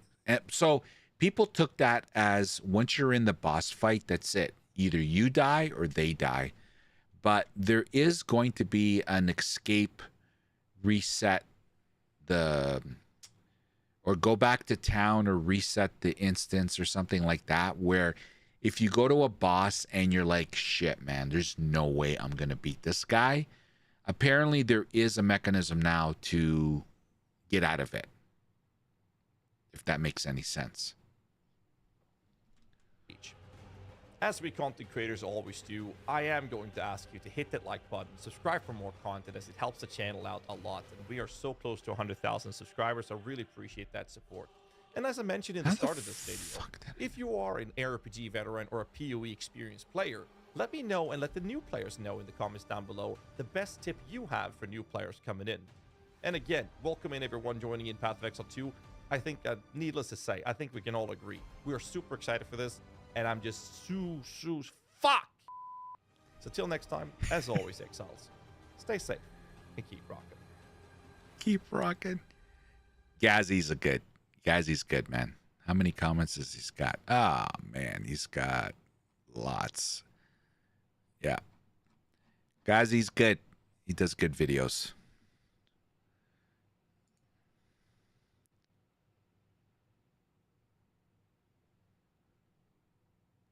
Keeps the hype. My main worry for POE2. What?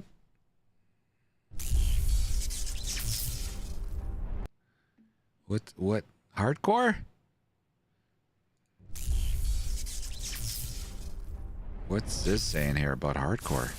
Hi, Cizron here with another video, and I wanted to do a quick little discussion. It was kind of inspired by seeing Waggle's video called Hardcore in POE2 is Ruined.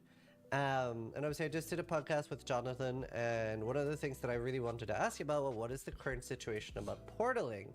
And we can just listen to that, but yeah, I was watching Waggle's video, and yeah, it was a lot of interesting stuff. I also listened to like what a few other players like Ben was thinking, and yeah, just no, wanted it's to, not Sir Groovala around the state of hardcore. Everyone's gonna have it. We could just watch the clip here, or part of the video here, with me talking to Jonathan. You saw the interview? And me asking about portals. And I think that probably was just a straight up improvement. There's been actually a few other changes we've made. Like, this is something probably people will never notice. But this is what I was just talking about. Swap your gear in the middle of a boss fight either.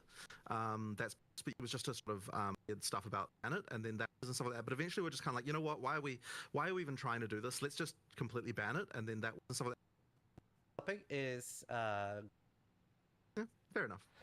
All right, here. The next topic is going to be a bit of a longer one and a bit of a discussion. I want to talk about what the current state of portaling out at bosses is, and then talking a little bit about pausing and logging out as well. Yeah.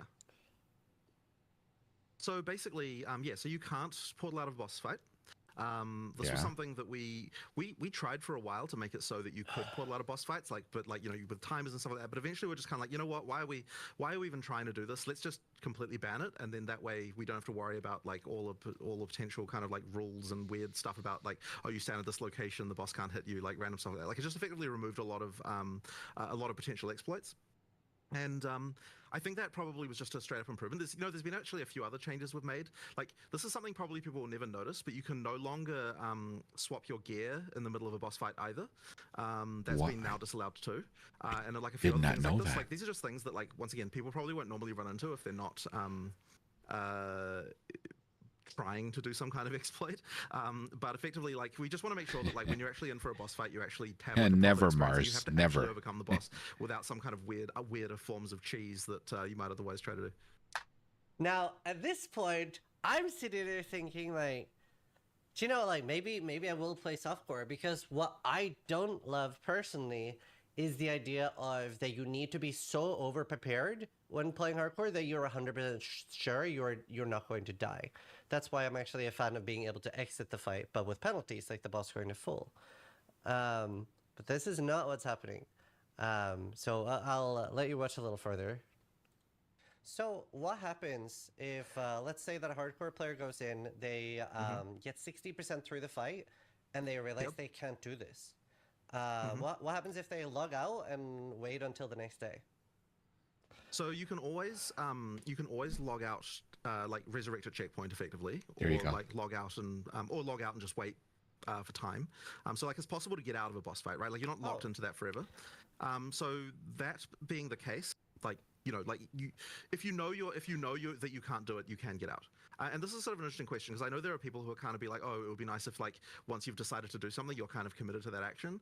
But I just think that we probably didn't want to really go down that path, because it would mean that, like, I feel like that would kind of probably feel a bit bad, I think. Okay, and, like, so the concern then, yeah. Yeah, and then we end up talking about that a little bit.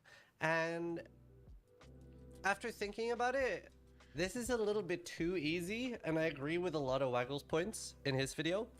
I think I pretty much, well, yeah, no, I pretty much completely end up aligning with Ben on this. So I'll talk about the differences there a little bit.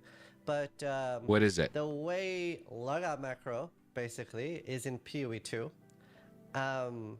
is if you hit escape, you're safe instantly. Too safe. Like it's paused and you're so safe. There's no cooldown on this, by the way. There's no timer. It doesn't take 2 seconds to pause. It's just you hit escape, you're safe, paused.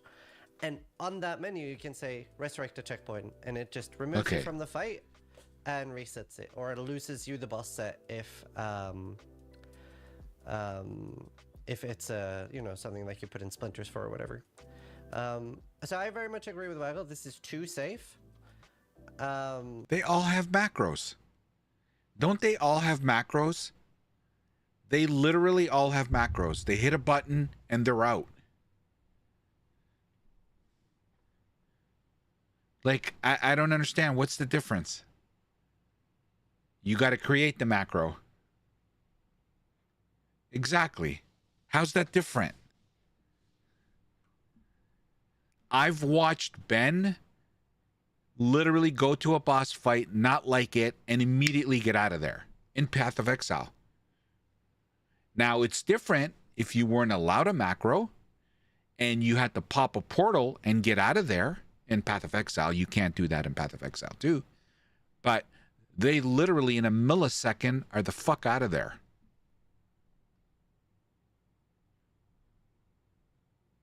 Yeah, they used the POE Awaken. It has a pre-made macro for it. Thank you. Yeah. Yeah. I really disagree. If you do hardcore, then commit to it. None of them, all of them go in, the shit hits the fan, they're out of there. With that macro. They're out of there. They got 6 portals.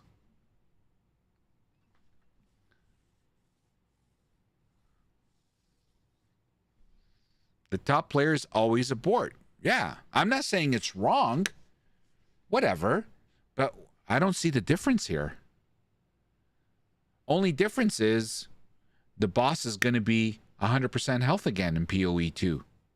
Right? It's not in Path of Exile, correct? Or am I wrong? No, I think... What does the macro do? Does the macro log them out?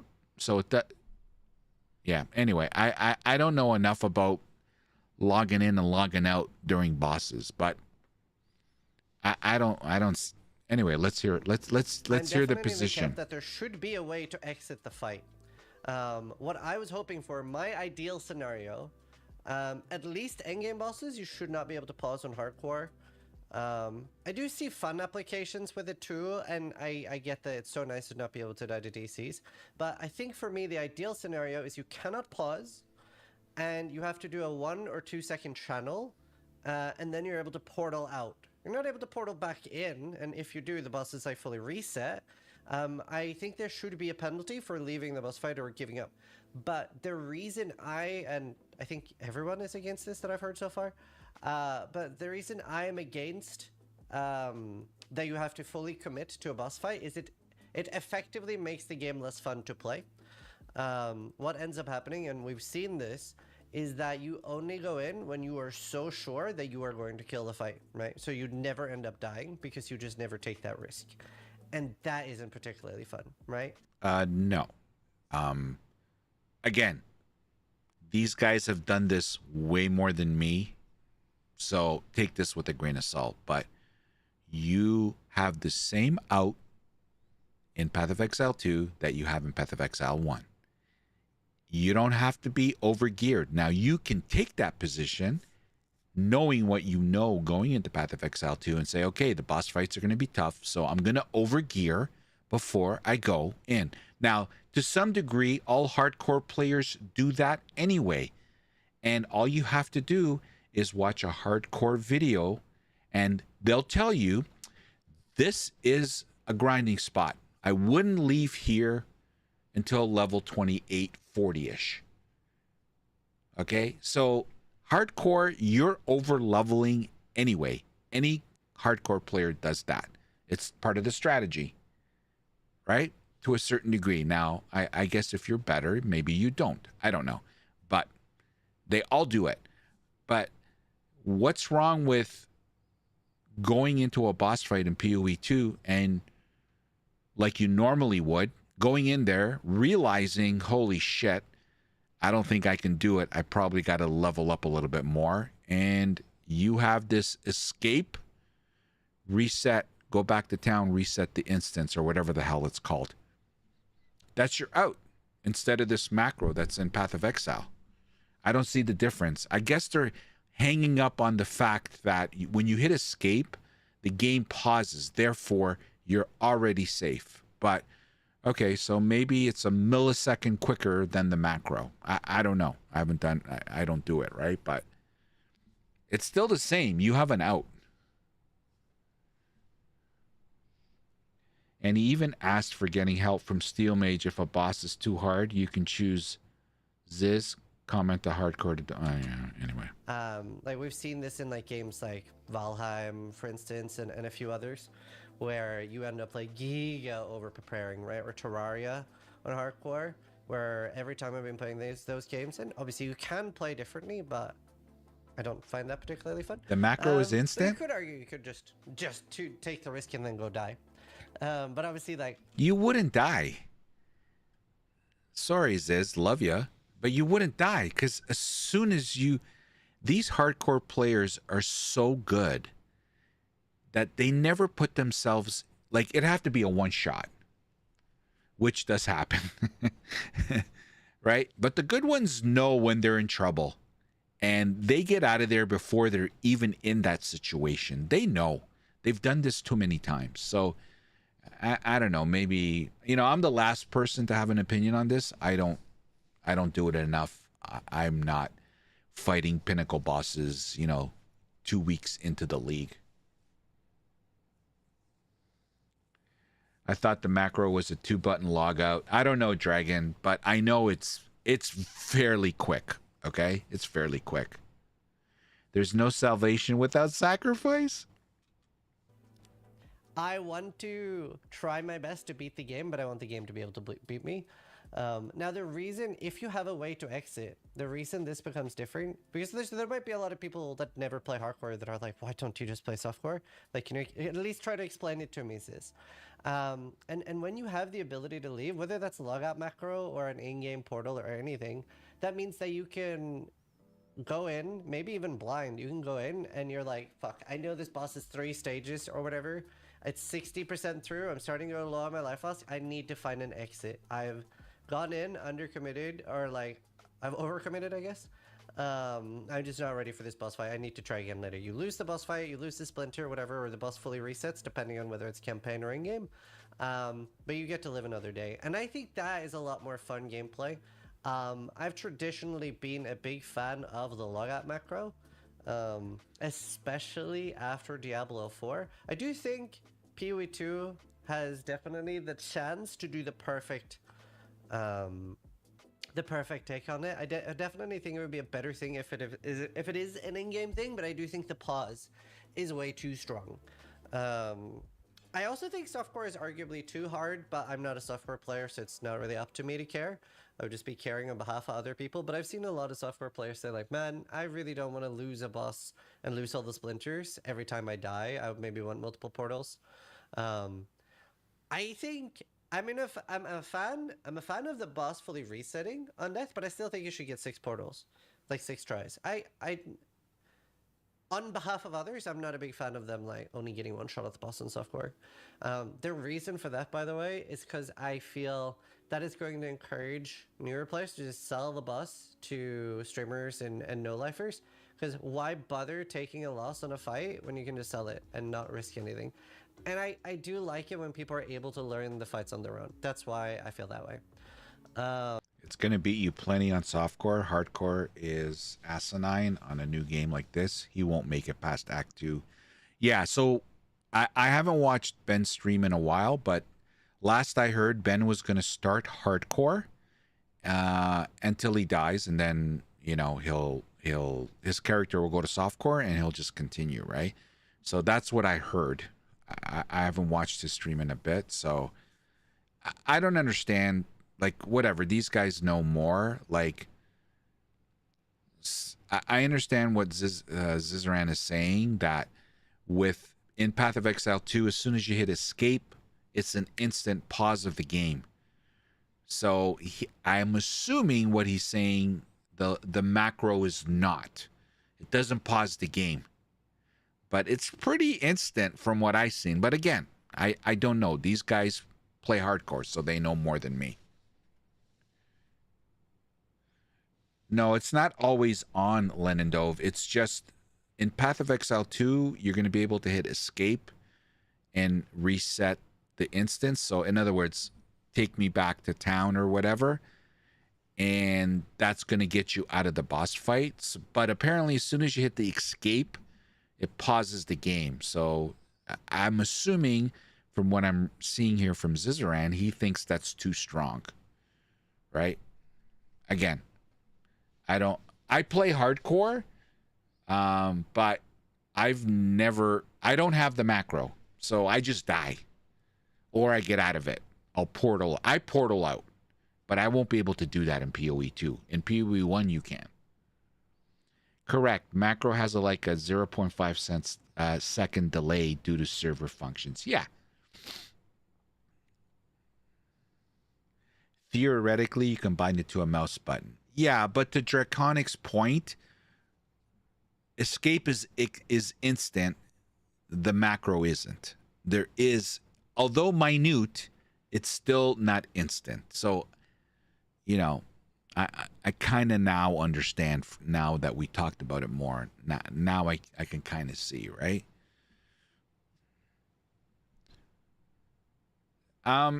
So maybe what GGG should do is put that 0.5 delay on the escape, or maybe not do pause, and then they'll die.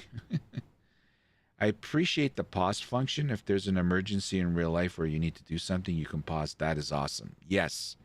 I don't like it. Every time I needed to get away, I would have to portal out, and I hated wasting a portal. Yeah. Anyway, interesting. But yeah, like I said, But guys, this is what early access is about. We can't address everything 100% before early access. Part of early access is to flush this shit out. So Friday's gonna come. Looks like people are gonna play hardcore, and they're gonna come across this, and it's either gonna blow up in GG's face, or the players, it's gonna blow up in their face. And one way or another, Grinding Your Games will assess what to do with it.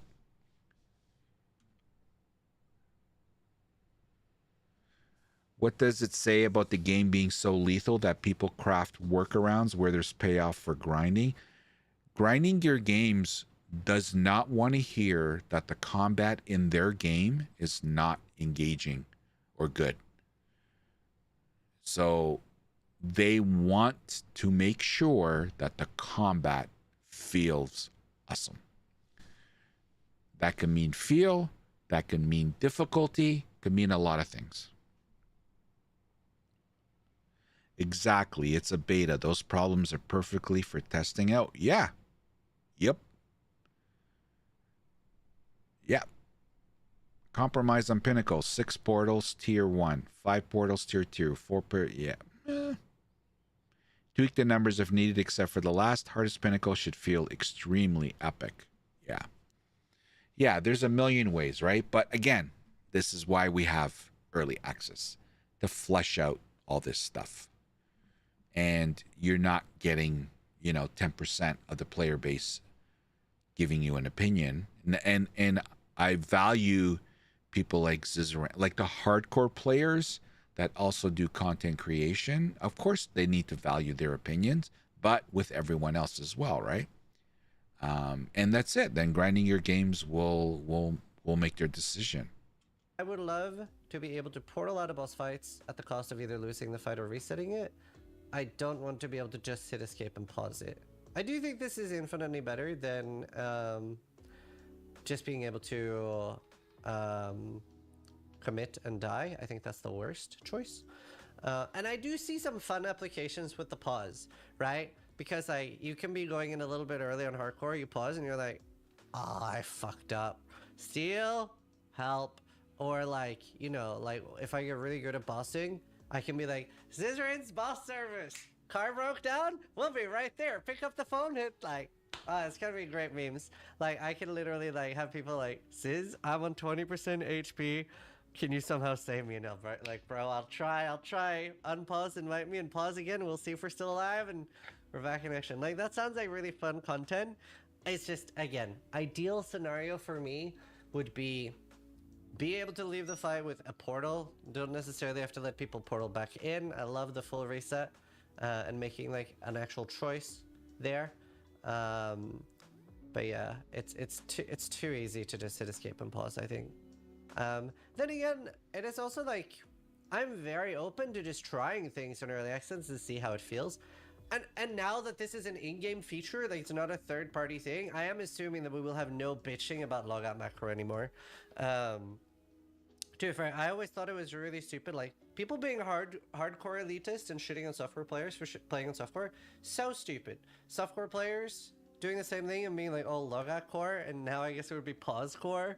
But like, just literally let people have fun the way they want if they're not breaking the TOS, you know?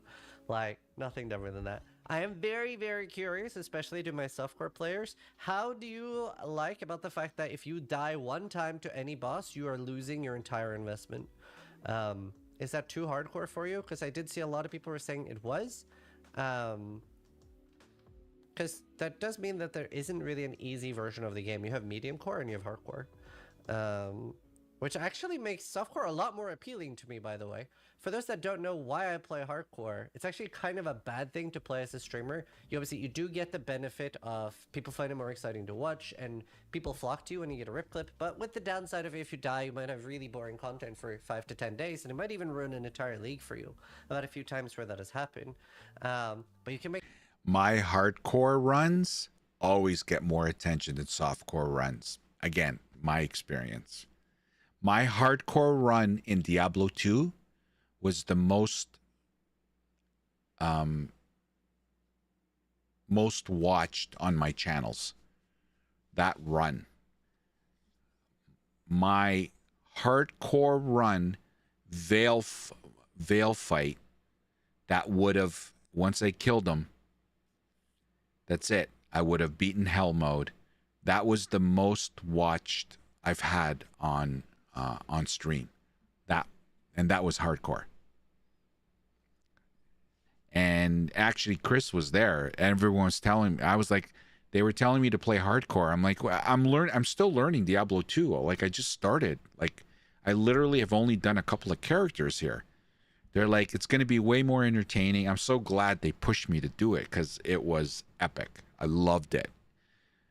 So no, hardcore runs, yes, it sucks when you rip, and I ripped 10 times. 9 deaths. On my 10th character, I beat hardcore Diablo 2.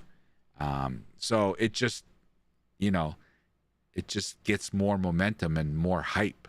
So I kind of think hardcore, even though you rip and you lose everything, definitely more engaging with the audience. Make so fun content. I would say like it's an idea like MP and Mathel can make so much unique different content with more glass cannony builds, and on software you can make any build where you can sacrifice some defense and you don't have to worry about every build being omega tanky. So you do get really cool content you can make in software. That's actually a good idea, Sir Groovalot. That's actually a good guild event to run. We'll do a hardcore guild run. But we did that in Diablo 2, and we were 6 or 7 people, and we were just gonna do normal, Nightmare and Hell. And by the time we got to Nightmare, people started dropping off because we didn't do it all on one stream. We picked a night, so Thursday night was guild night, you know. So we started hardcore, and that lasted 3 streams. No, 2.5 just schedules. So one of the things, if someone wants to do this, is they have to be, and we'll agree on a time and a you know, Wednesday, Thursday night, whatever. But you have to be there because we're not stopping the run. But that's a great idea. Really good idea. Obviously, couch co-op, I'm going to be doing with people. But the hardcore run with the guild, that's a good one. I like that. But yeah, very curious how you guys feel. The reason I love playing hardcore is that if I play softcore the way it is right now, like everything is inevitable, right? The last time we did a softcore event. Okay, he's just going to go into why he plays hardcore over softcore. It's simple. Hardcore is just, it's way more fun. Okay. All right, guys. We got to pace ourselves here. Oh my God. It's already been 3.5 hours. So we're doing much smaller streams leading up to Friday. I'm going to be streaming, obviously, early access on Friday. It's in 2 days, 15 hours, 2 minutes. I'm in the Eastern time zone, so it's going to be 2 p.m. Eastern Standard Time. I'm probably going to start to stream about an hour and a half before 2 o'clock. So I should be on 1 o'clock, 12:31 Eastern Standard Time. And fingers crossed, we'll see how it goes. But 2 p.m. Eastern Standard Time, so I'll be on around there. We are going to be, so now there's Twitch drops. I'm going to be doing, you see the little box that's popping in every once in a while below me. I'm doing a Path of Exile 2 sub giveaway. So we have at 100 subs, you know, you can pick my next character, whatever. I forget. I have the table. I'll be sharing that at some point. The next sub goal will be you'll get to play couch co-op with me. And I have some prizes. I have some key giveaways. I have some stuff you can get back at me. Like I can shaving my beard. There's a big one there. Well, I'll reveal my age because a lot of people ask how old I am, and I tell them none of your fucking business. So I don't know if that's going to be of interest. You know, everyone's doing it, so I thought let me do it. Like probably not going to get up that ladder, but whatever, we'll see, right? You don't know until you do it. So that's going to be fun. And Thursday we're going to be picking. I'm going to be revealing my class, and yeah, we're going to have a blast. I'm going to be streaming all weekend. Family's already aware that I'm basically going to be living in the basement. Only thing is that I'll be, you know, doing my 2, 3, 4, whatever. I'll be shutting down the stream just to go get a quick sleep. Hopefully I can do 2, 3, 4 hour naps or whatever, and then come back, right? So literally we're going to grind the shit out of this game. I've taken Friday off. I've taken Monday off. So we're going to grind the crap. Twitch will be like no age. Yeah. Late game party play is silly. Late game party play is silly. Draconic? Late game party play is silly.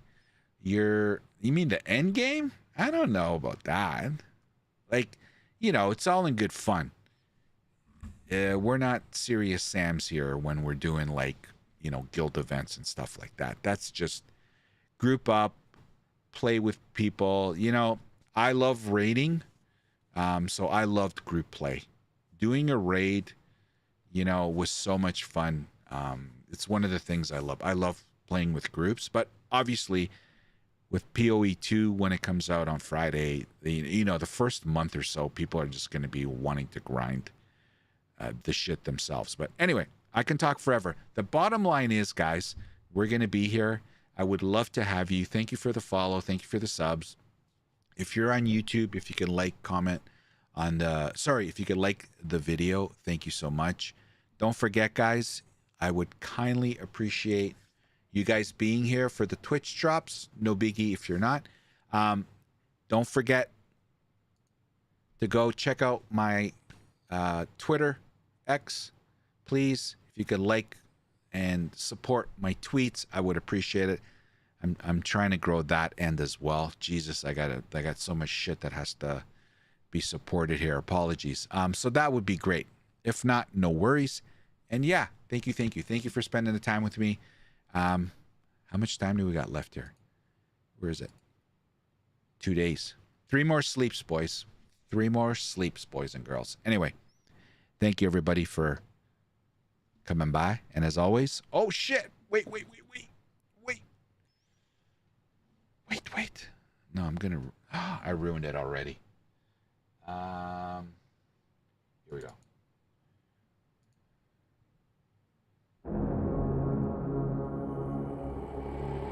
Have a good one, everybody. Peace. Thanks for coming out. Don't be a stranger. And 3 more sleeps until we get to hear this epic music and gameplay. Have a good one, everybody. Good night.